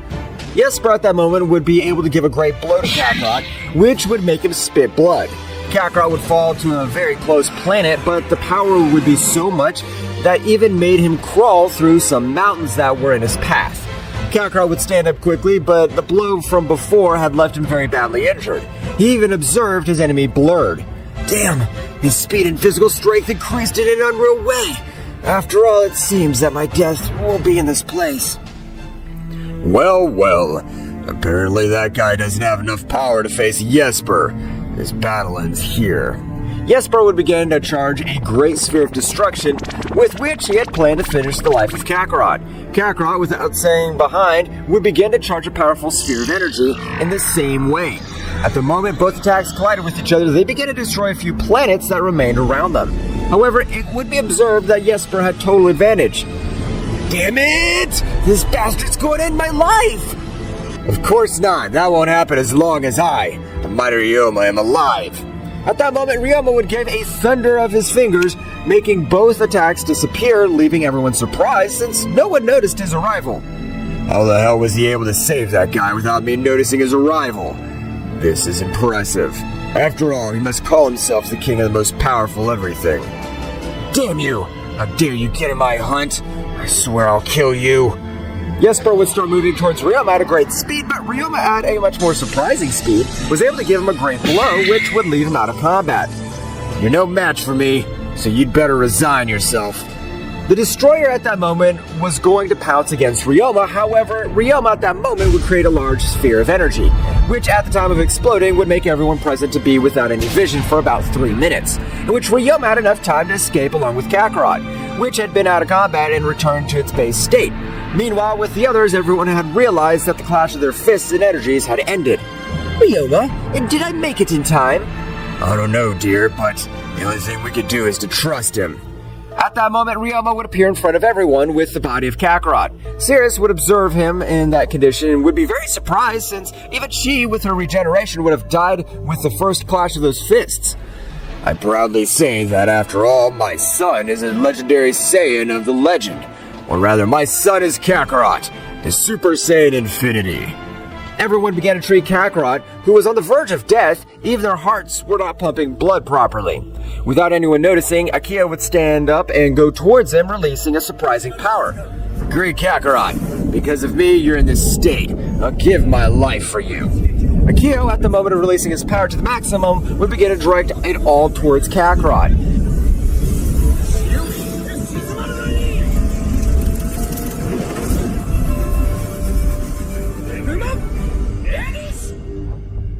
At that moment that Mikoshin realized this, he would call everyone, especially Ryoma and Naomi, which were the most powerful of that place. Ryoma was observing what Akio was doing, would stand next to him, and in the same way begin to send a great part of his ki to the body of Kakarot. Akio, after 1,500 years, will not see again without hatred and grudges. I'll not let you die. I'll help you so that Kakarot recovers. You must not do it alone. Ryoma, I'm really sorry, it wasn't me. Damned god of death took over me, and after losing with you in that training battle. I know, Akio. You don't have to explain yourself to me. I always knew it wasn't you. A great golden energy began to run through the whole body of Kakarot. So Kakarot's body was accepting all the power that both were transmitting. At that moment, Bardock would transform into the Super Saiyan God Killer, and in the same way would begin to transmit a part of his energy. Meanwhile, in the battlefield, the Destroyer had taken Jesper, leaving the place where they can regroup. That's not the Ryoma we knew about. His power, speed, and resistance all increased in an amazing way. What did it do in that short period of time? Returning to everyone, Kakarot's body had been filled with all the energy of the three beings that had transmitted to them. Kakarot's body was stable. The only thing he needed now was to rest. With Kakarot and Bardock, I'm sure that we'll finally finish the God Killer, so be prepared. Kakarot at that moment would give a loud scream and begin to raise his power in an uncontrolled way.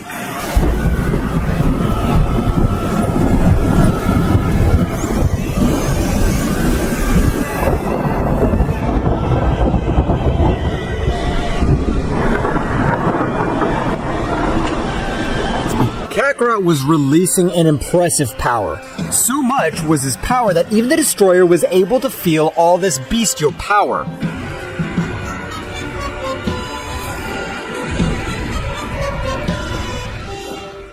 This king is of the Saiyan. But what happened with Ryoma is happening in a matter of a few hours. He increased his power in an unbridled way.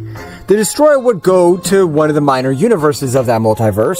That's right, the Destroyer wanted to know what was happening in the multiverse and how those two great warriors increased even more their level. Meanwhile, the whole universe would continue shaking. That's right, the power of Kakarot would be so much that not only that multiverse was being affected, all the multiverses were in absolute chaos. In a very distant place, the pressure of that power had been felt by a particular subject. Well, well, who is the being emitting all that power? It has interrupted my dream. At that moment, a being of human appearance would stand up. However, at that moment of doing so, everyone around him would begin to tremble in an impressive way.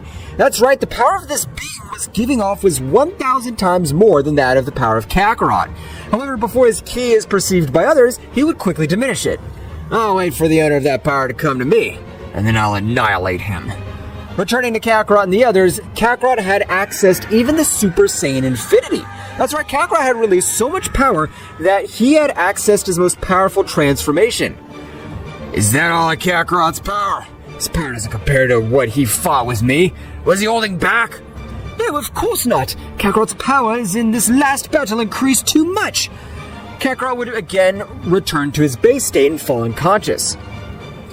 This is very strange. Kakarot-sama's power seems to be from another dimension. The gods of death must have already felt our ki. We better leave this place. The king of everything, Akio's absolutely right. It's better to move away as far as we can until we're all able to fight, because we will need Kakarot's help. Naomi's right. It'll be better to leave this place. They all started to leave that place to a much safer place, but what nobody knew was that the place where they were going, there's a being that even the gods of death and the negative creator god avoid facing. After a few days of travel in which they all believed that they were far away from the universe where they were, they all took refuge in an inhospitable planet, in which they began to train to increase their powers in a better way. Meanwhile, a being was watching them from afar. So much was his power that no being in that place was allowed to be able to see it. Apparently, one of the subjects of that place is responsible for the power that was felt a few months ago. Jamura would continue observing them for approximately 2 months, in which the same Kakarot was still out of combat for the brutal battle he had. Meanwhile, with Jesper and the Destroyer, both were looking for all the warriors, especially Ryoma, since for the seal of the god assassin to weaken in its majority, they had to finish with Ryoma's life, or leave him out of combat for approximately 2 months and what the seal takes to undo. Damn it, Ryoma. I swear I'll return the blow you gave me.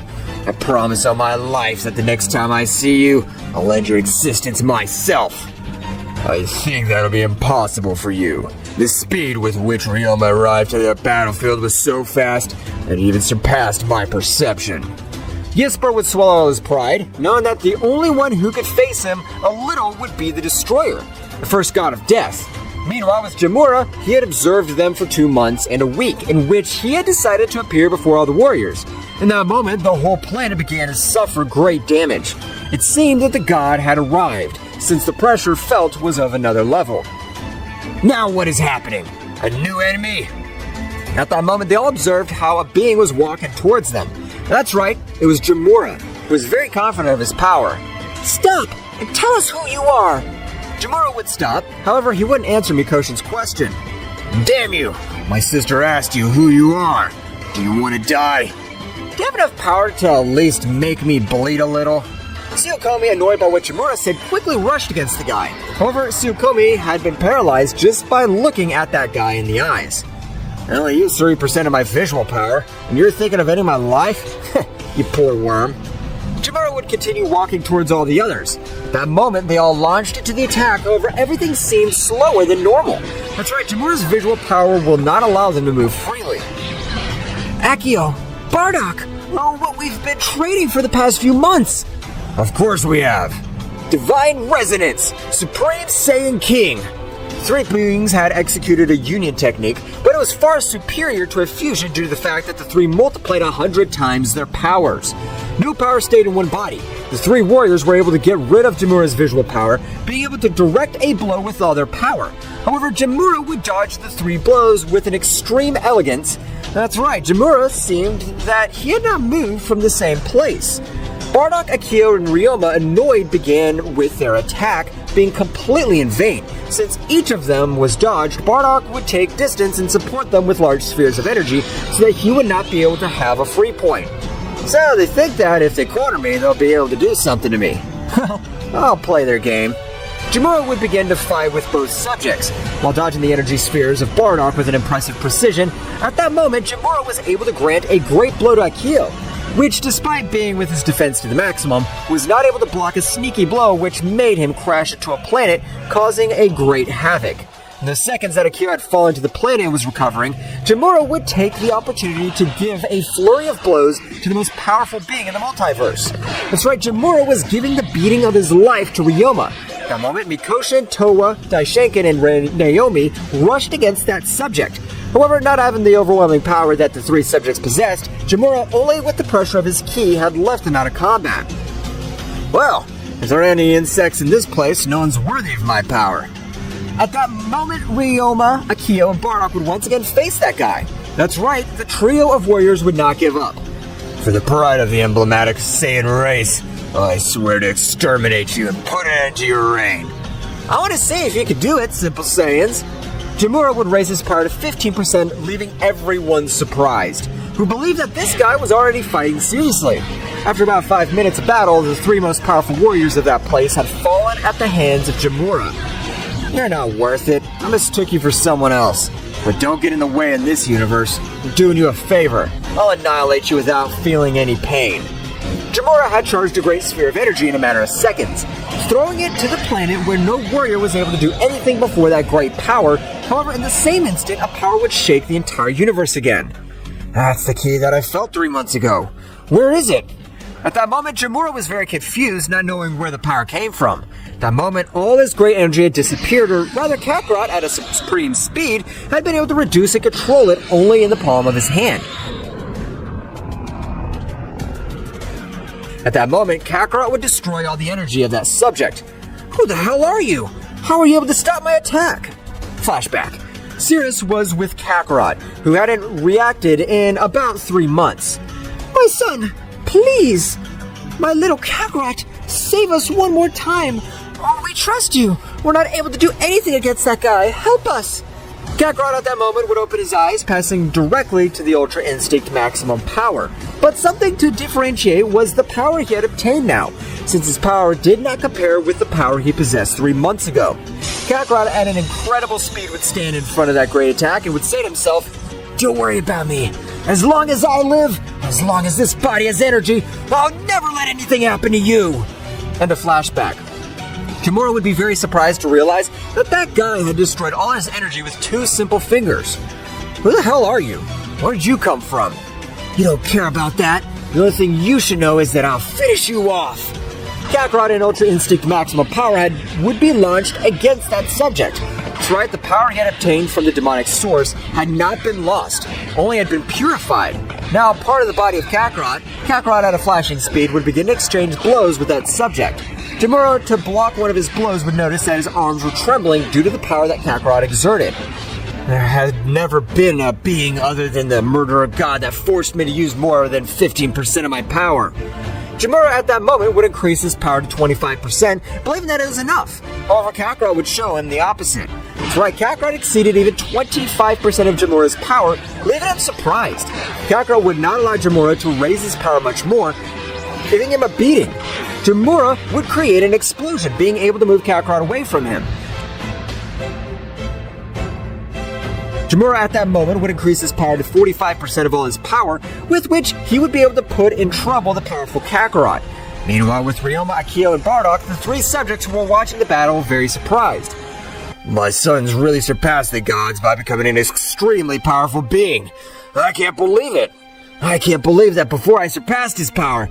I'm so proud of Kakarot. Everyone would continue to watch the battle, in which Jamura would take himself much more seriously, releasing 60% of all his power, being able to knock out Kakarot's Saiyan. That's right, but something that Jamura did not know was that Kakarot had not used the Super Saiyan Infinity. Jamura would take Kakarot and take him to all his relatives. I'm very sorry for trying to kill you. The being that protects you is very impressive, being that has earned all my respect. I introduce myself. My name is Jamura. At that moment, Ryoma would step forward. I don't know why you wanted to kill us, but we excuse you because at this very moment you could kill us. My name is Ryoma, and I'm the king of the most powerful everything. So, the king of the most powerful everything. From what I understand, the gods of death are looking for your head for the rebirth of the negative creator god. I can see that you're aware of everything. That's right. Become more powerful. Soon, I'll come for you.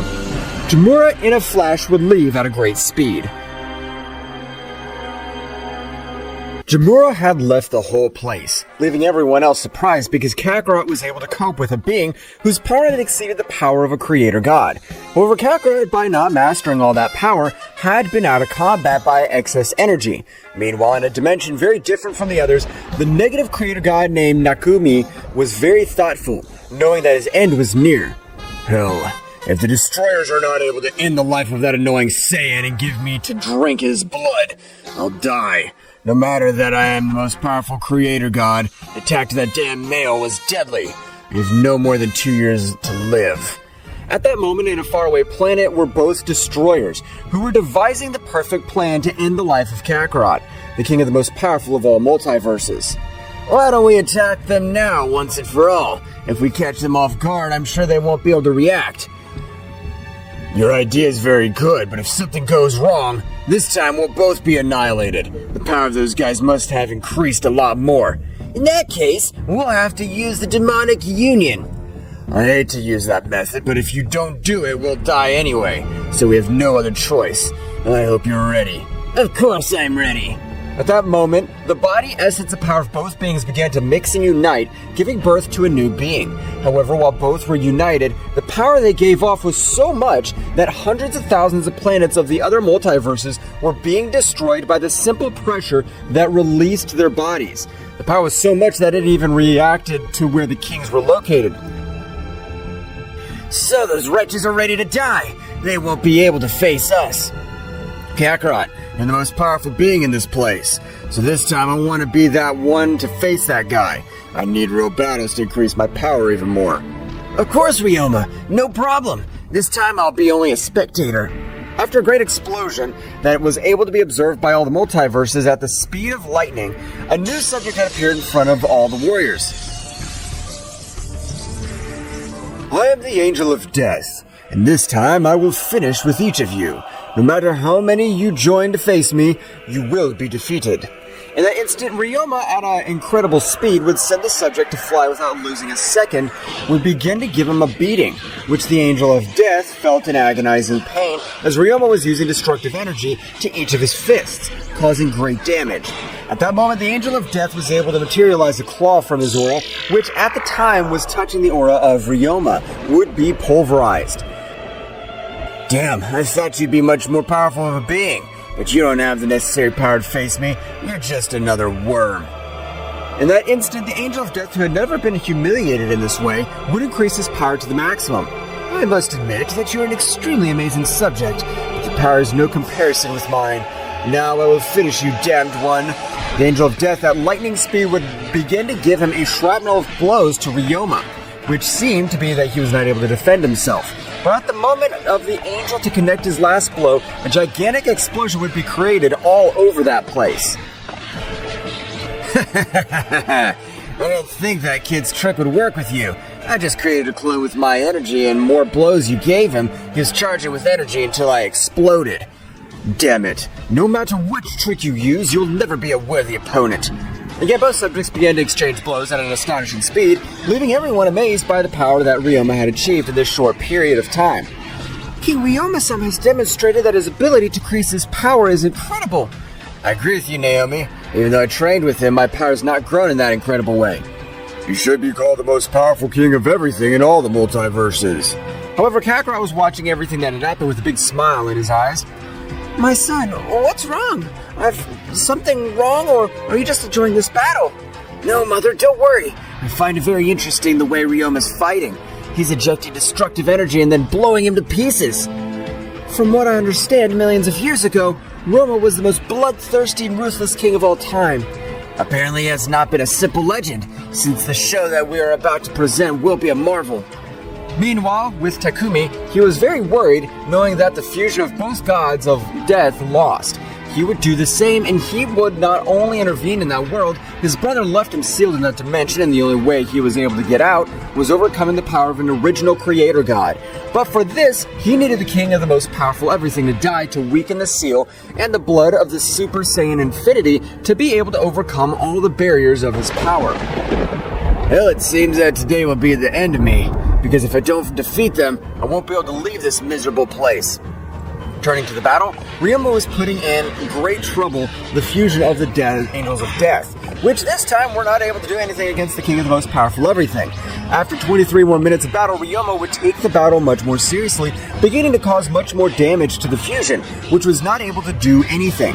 However, at that moment, an extremely gigantic power of the Angels of Death, which was not capable of doing anything, at that moment, an extremely gigantic power which would enter the Angel of Death's body, managing to connect a strong blow to Ryoma, which would make him spit a large amount of blood. However, at that moment, the Angel of Death was releasing an extremely incredible power, being able to even make everything around him rumble. Kakarot at that moment would put a very serious look. The key of that guy has changed completely. It seems that a new being in his body. This is his body that I was able to end the life of this wretch.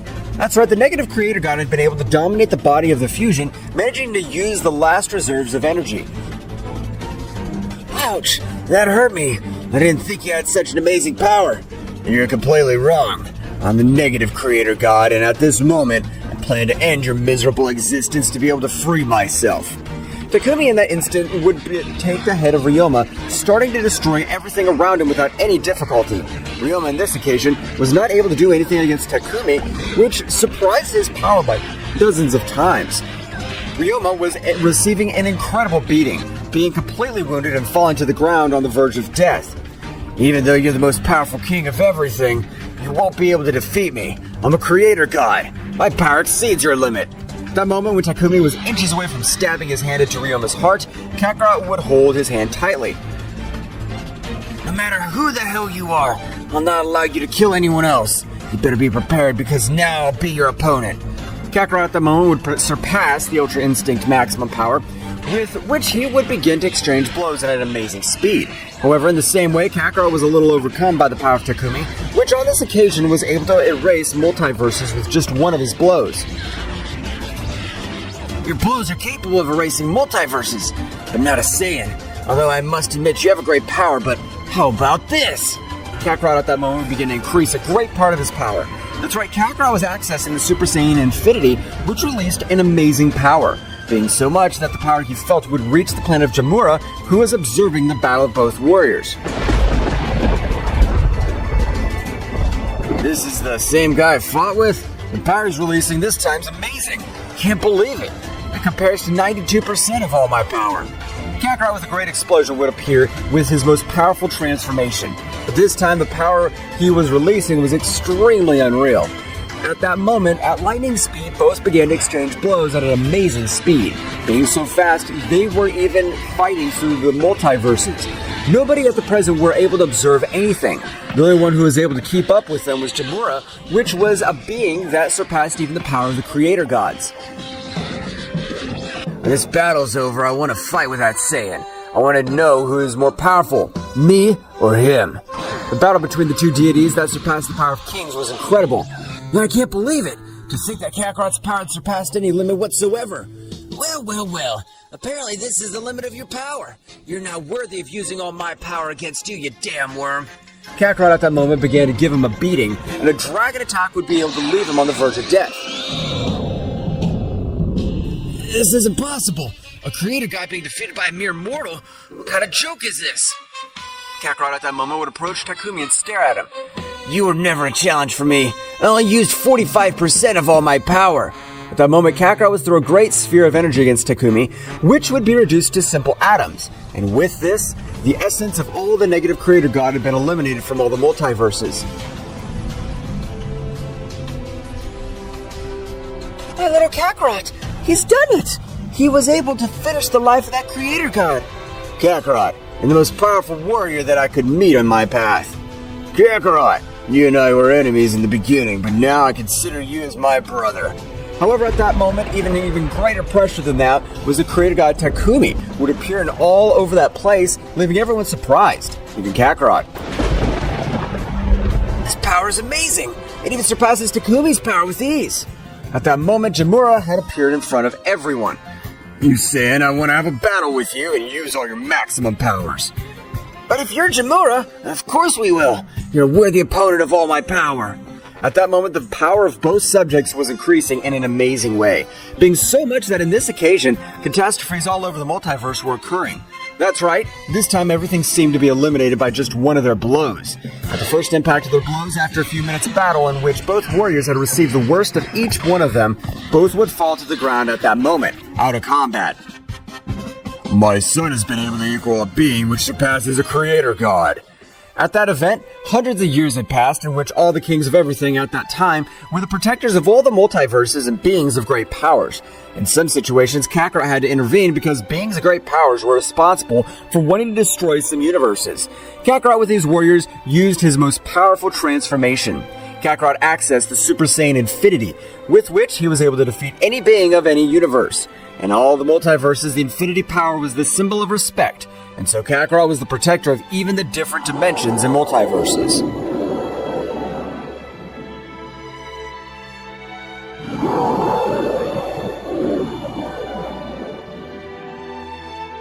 In the dark skies of Thraxis Nocturne, the stage was transformed into a cosmic battlefield, where divine light and malevolent darkness collided in an epic confrontation.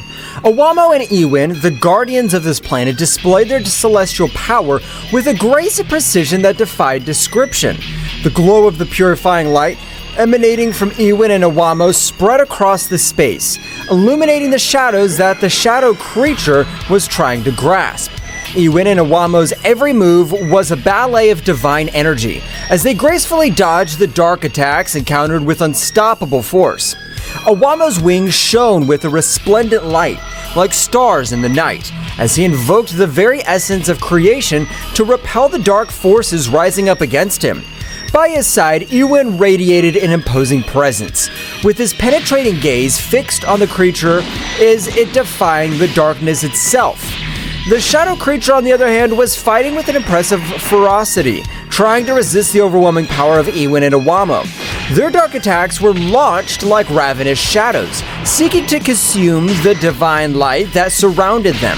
However, every attack was countered by the impenetrable force of Ewin and Owamo, who remained firm in their purpose to protect the planet. The clash between light and darkness created a symphony of cosmic energy, with flashes of light and bursts of energy illuminating the firmament. The light will always prevail over the darkness.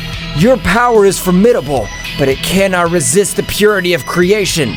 You can't stop me. I'm the very embodiment of darkness. Darkness can be powerful, but the real strength lies in balance, and we represent that balance. Ewin and Owamo continued to deploy their energy with amazing precision, creating light barriers that repelled the attacks of the shadow creature. Every movement of Ewin and Owamo was imbued with a divine elegance and grace, while the creature struggled with a desperate ferocity. Our mission is to protect the harmony of the universe, and that includes protecting this planet from your darkness. You can't stop me. I'm inevitable. The shadow creature launched waves of dark energy, but Ewin and Owamo easily repelled them, maintaining an opposing presence in the midst of battle. Every blow of Ewin and Owamo resonated with the force of creation, while the creature struggled more and more desperately.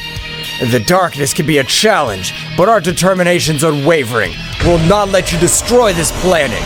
Your power may be formidable, but it cannot equal the eternal light of the universe. The battle continued with Ewin and Owamo and the shadow creature facing off in an epic clash between light and dark.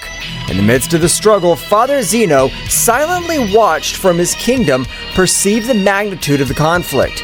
With an imperceptible gesture, he decided to intervene, taking Ewin and Owamo to a mental plane where they could confront the shadow creature in a terrain beyond the physical. In a flash of dazzling light, Owamo and Ewin were transported to an ethereal realm, where the laws of the universe twisted and blurred. Where are we, Ewin? We have entered the realm of the mind, a place where reality is molded according to the will of the observer. Here the real battle be fought in the deepest corners of our being. While Owamo and Ewin were transported to a mental plane by Father Zeno, the shadow creature continued its fierce assault against the warriors of Thraxis Nocturne. Turles, Bardock, Raditz, Frieza, and Cooler, the most powerful warriors on the planet, rose up against the darkness that threatened to consume their home. The shadow creature, imbued with a dark and malevolent aura, hovered over them with an overwhelming presence. He distorted his energy, enveloping everything around him, tearing reality itself apart, and threatening to plunge the planet into an abyss of chaos. We won't let you destroy our home, shadow monster. We, the warriors of Thraxis Nocturne, are not afraid of the dark. We have faced much greater dangers than you, creature. We will fight together to protect our world. The shadow creature launched a powerful dark attack towards the warriors, but they responded with relentless ferocity. Turles, his eyes shining with determination, unleashed a shower of destructive energy, summoning the very essence of nature to channel it in a torrent of energetic attacks. Their powerful attacks cut through the darkness with devastating precision, creating dazzling explosions that lit up the planet's night sky. Bardock, with his fiery ki and indomitable spirit, channeled his energy into a powerful attack.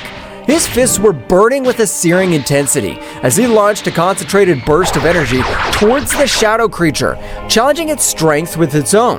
Bardock's attack resonated with the determination of an invincible warrior, willing to give everything for the protection of his world. Raditz and Cooler, united in battle, joined in a coordinated assault on the shadow creature. With fluid and coordinated movements, they launched bursts of energy from different angles, creating a barrier of attacks that surrounded their enemy. The shadow creature struggled to defend itself against the combined onslaught of the two powerful warriors, but its resistance was challenged by the determination and skill of Raditz and Cooler. Meanwhile, Frieza, with his golden form glowing with a golden aura, was preparing to unleash his full power against the shadow creature. His eyes shone with a cold and calculated determination as he focused his energy on a devastating attack.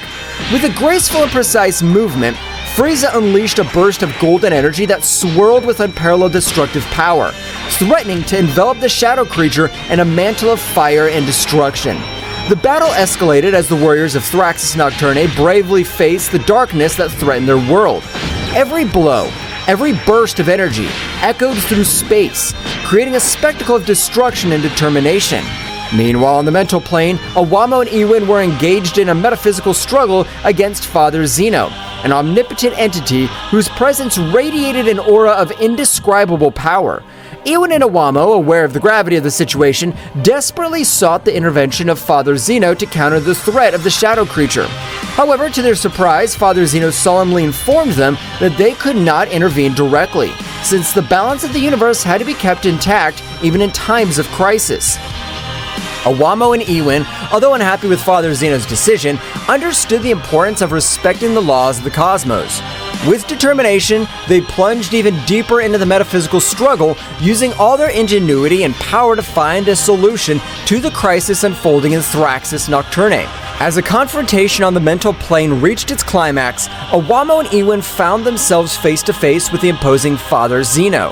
His figure radiated an indisputable authority, but also an aura of mystery that aroused restlessness in the Ewin and Awamo. Awamo, with his usual serenity, broke the tense silence that filled the ethereal space. "Father Zeno," he began in a firm but respectful tone, "could it be you that... Were you the one who sent the shadow creatures to destroy the planets?" Father Zeno, with an unflappable expression, nodded slowly. "I did it for the good of the universe," he replied calmly. Although his voice resonated with a power that shook Ewin and Awamo, sometimes drastic measures must be taken to preserve the cosmic balance. Ewin, with a flash of indignation in his eyes, could not contain himself anymore. "But that doesn't justify the chaos and destruction you've unleashed," he exclaimed, his voice echoing with unshakable determination. "There are other ways to restore balance without resorting to violence and darkness." Father Zeno observed the god of destruction and his angel with a penetrating gaze, as if he were evaluating their words and their posture. "Your compassion is admirable, but sometimes it's necessary to sacrifice a few pieces to save the entire board," he said in an enigmatic tone.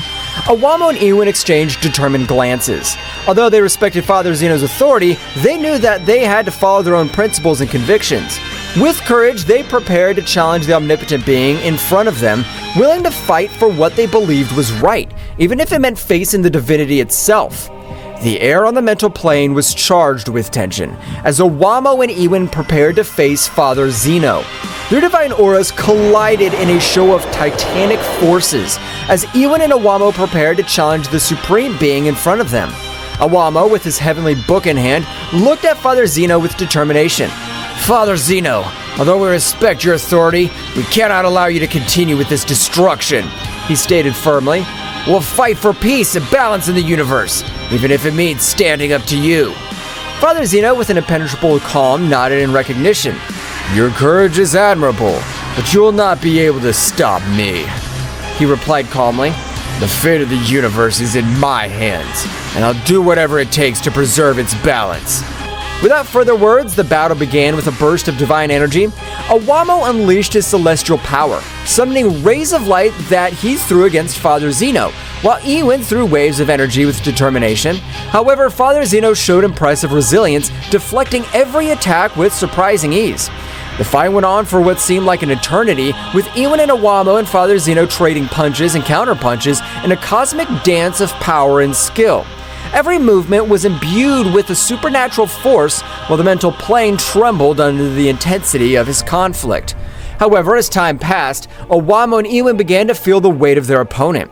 Father Zeno's power was overwhelming, and every blow Iwan and Iwamo received weakened them even more. Despite their bravery and determination, it seemed that they were fighting against an impossible-to-defeat force. Iwamo, panting from the effort, looked at his companion with concern.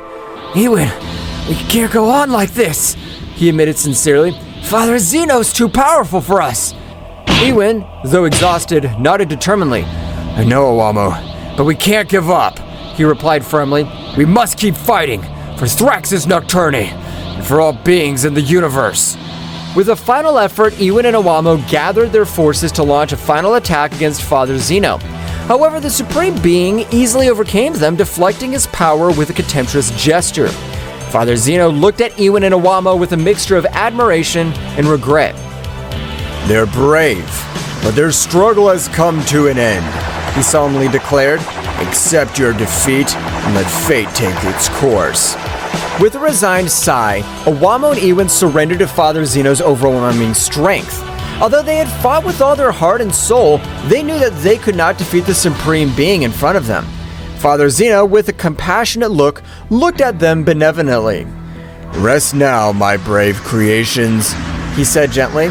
"His bravery will be remembered throughout the universe."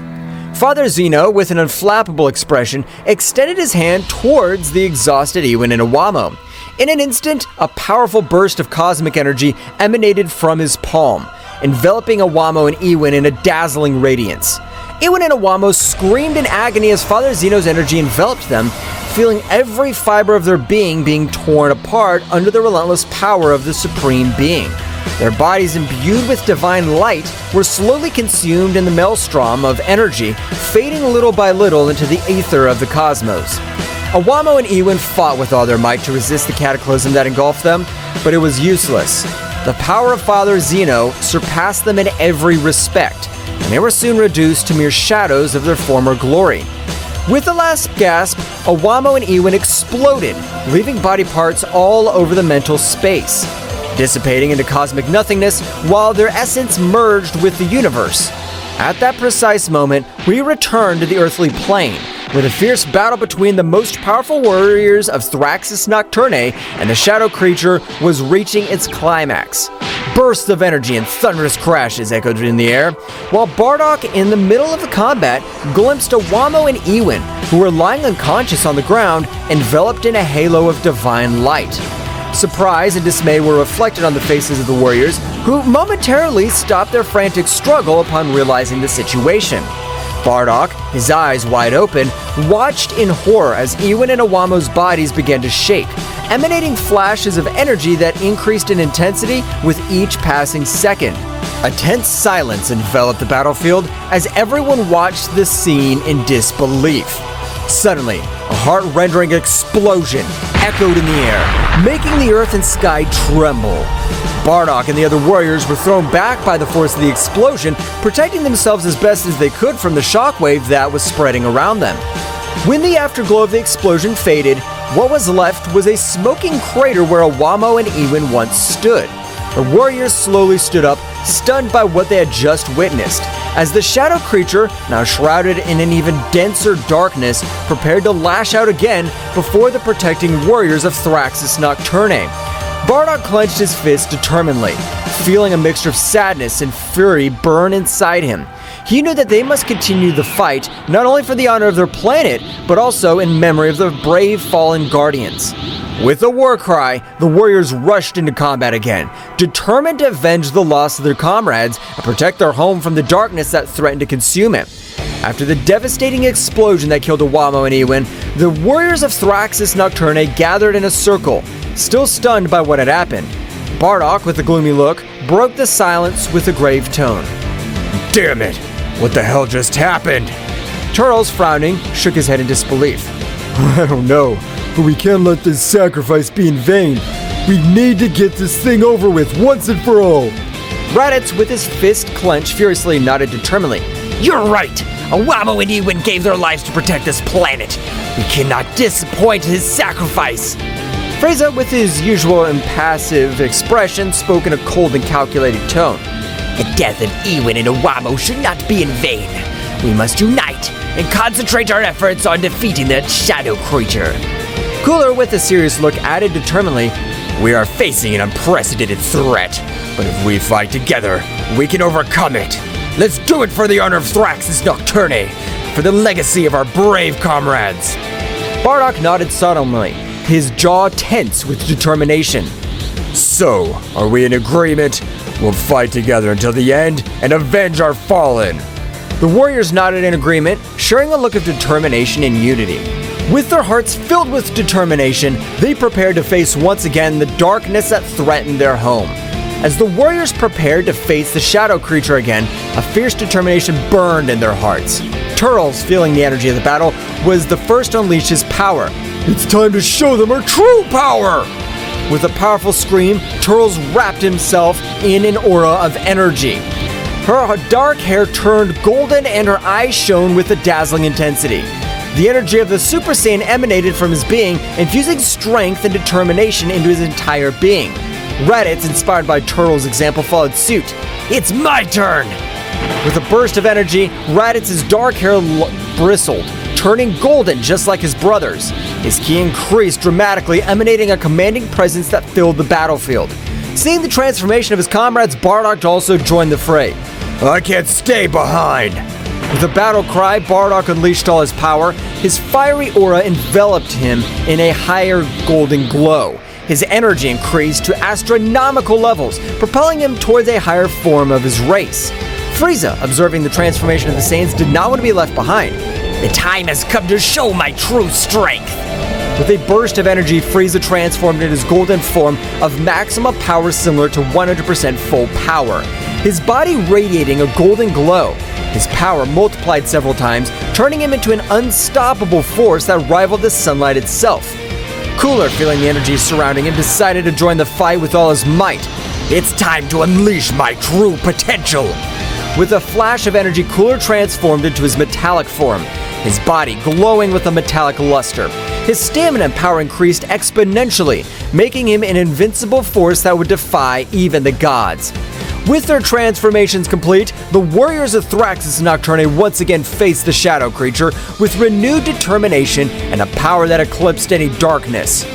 In the skies of Thraxus Nocturne, the battle continued as the transformed warriors faced off against the shadow creature, a being whose dark power threatened to devour everything in its path. With each of the warriors unleashing their full potential, the cosmos trembled under the force of their epic showdown. The golden aura of Turles, Raditz, and Bardock, combined with the imposing presence of Frieza and Cooler in their transformed forms, formed a dazzling spectacle in the night sky. Energy flickered around them, lighting up the darkness with golden and silver flashes as they prepared for the final showdown. The shadow creature, sensing his power of his adversaries, emanated a rumbling roar that echoed through the planet. His dark form seemed to twist and distort as he prepared for the final assault. It's time to end this once and for all! With a battle cry, Turles lunged forward. His speed increased by his Super Saiyan form. The shadow creature responded with an onslaught of dark energy, but Turles nimbly dodged it, moving with astonishing speed across the battlefield. Raditz and Bardock followed Turles' lead, attacking with relentless ferocity. Their blows echoed in the air, each one charged with the strength of his determination and the desire to protect his home planet. The shadow creature's attacks were swift and fierce, but the Saiyans deftly dodged them, responding with even more powerful blows. Father, let's keep the pressure on this thing! We can't let it destroy our home! I know. We're not going to allow this monster to destroy Thraxus Nocturne. Our power is more than enough to end it. That's right! You taught us to fight with courage and determination! We'll not back down before this creature is destroyed! Take this! The shadow creature dodged Bardock's attack with agility, launching its counterattack with its sharp claws. Careful, Father! Don't worry about me. I'm more than ready for this. And take this too! Raditz's attacks hit the shadow creature hard, but it quickly recovered and counterattacked with a surge of dark energy. Damn! This thing's tougher than I thought. We can't give up now. Our planet depends on us. You're right. Let's show you what we're capable of. The two Saiyans launched into the air attack once more with renewed determination. Their blows echoed in the air, each one charged with the strength of his determination and the desire to protect his home planet. The shadow creature, although resistant, was overcome by the ferocity of the Saiyans. Turles, with his golden hair flowing behind him, launched a quick series of precise punches, each one carrying with it the power of his transformation into Super Saiyan. His movements were fluid and graceful, as if he were dancing around his enemy, dodging every attack with impressive agility. There's no escape for you, monster. Your darkness can't compete with the power of the Super Saiyan. With a battle cry, Turles lashed out at the shadow creature, striking with overwhelming force. Every blow resounded in the air, shaking the battlefield with its power. The shadow creature was fighting desperately, but its attack seemed weak compared to Turles' ferocity. Meanwhile, Raditz and Bardock were continuing their assault on the shadow creature. Their attacks were coordinated and precise, each complementing the other in a deadly dance of destruction. The shadow creature found itself increasingly cornered, unable to cope with the combined might of the Saiyans. Come on, Father. We know we can stop this thing. I know, Raditz. Let's keep pushing until there's nothing left of this creature. With renewed determination, the two Saiyans redoubled their efforts, launching a series of devastating attacks against the shadow creature. Each blow echoed in the air, carrying with it the weight of his determination and the desire to protect his home planet. Frieza and Cooler were watching the battle intently from a distance, their cold gazes evaluating every move of the Saiyans and the shadow creature. As the fight intensified, they noticed with increasing concern how the shadow creature began to gain more strength, releasing a dark energy that threatened to destabilize this situation. It seems that the things are getting more complicated than I expected. Yes, the shadow creature seems to be gaining ground. If we don't intervene soon, we could face an even more dangerous situation. With a cold determination, Frieza and Cooler exchanged a glance before heading towards the battlefield. His presence made itself felt immediately. His overbearing aura flooded the area as they prepared to face the shadow creature. Looks like we need to intervene before things get out of control. I agree. We cannot allow the shadow creature to wreak more havoc on our planet. With surprising speed, Frieza and Cooler launched into action, deploying all the power in an effort to contain the shadow creature. His attacks were precise and devastating, each blow carrying with it the weight of his determination and the desire to protect his home. However, the shadow creature was not going to be easily defeated. With a thunderous scream, he split into 4 separate beings, each one darker and more malevolent than the last. The earth trembled under their weight as they advanced towards the warriors, ready to unleash their fury on them. It seems that this creature has more tricks up its sleeve than we thought. It doesn't matter. We have our own tricks. Well, guys, this is all for today's chapter. I hope you liked it and it was to your liking. Now, don't forget to leave your powerful like, Supreme God level, comment, and subscribe. Now, without further ado, see you in a new video. Until next time.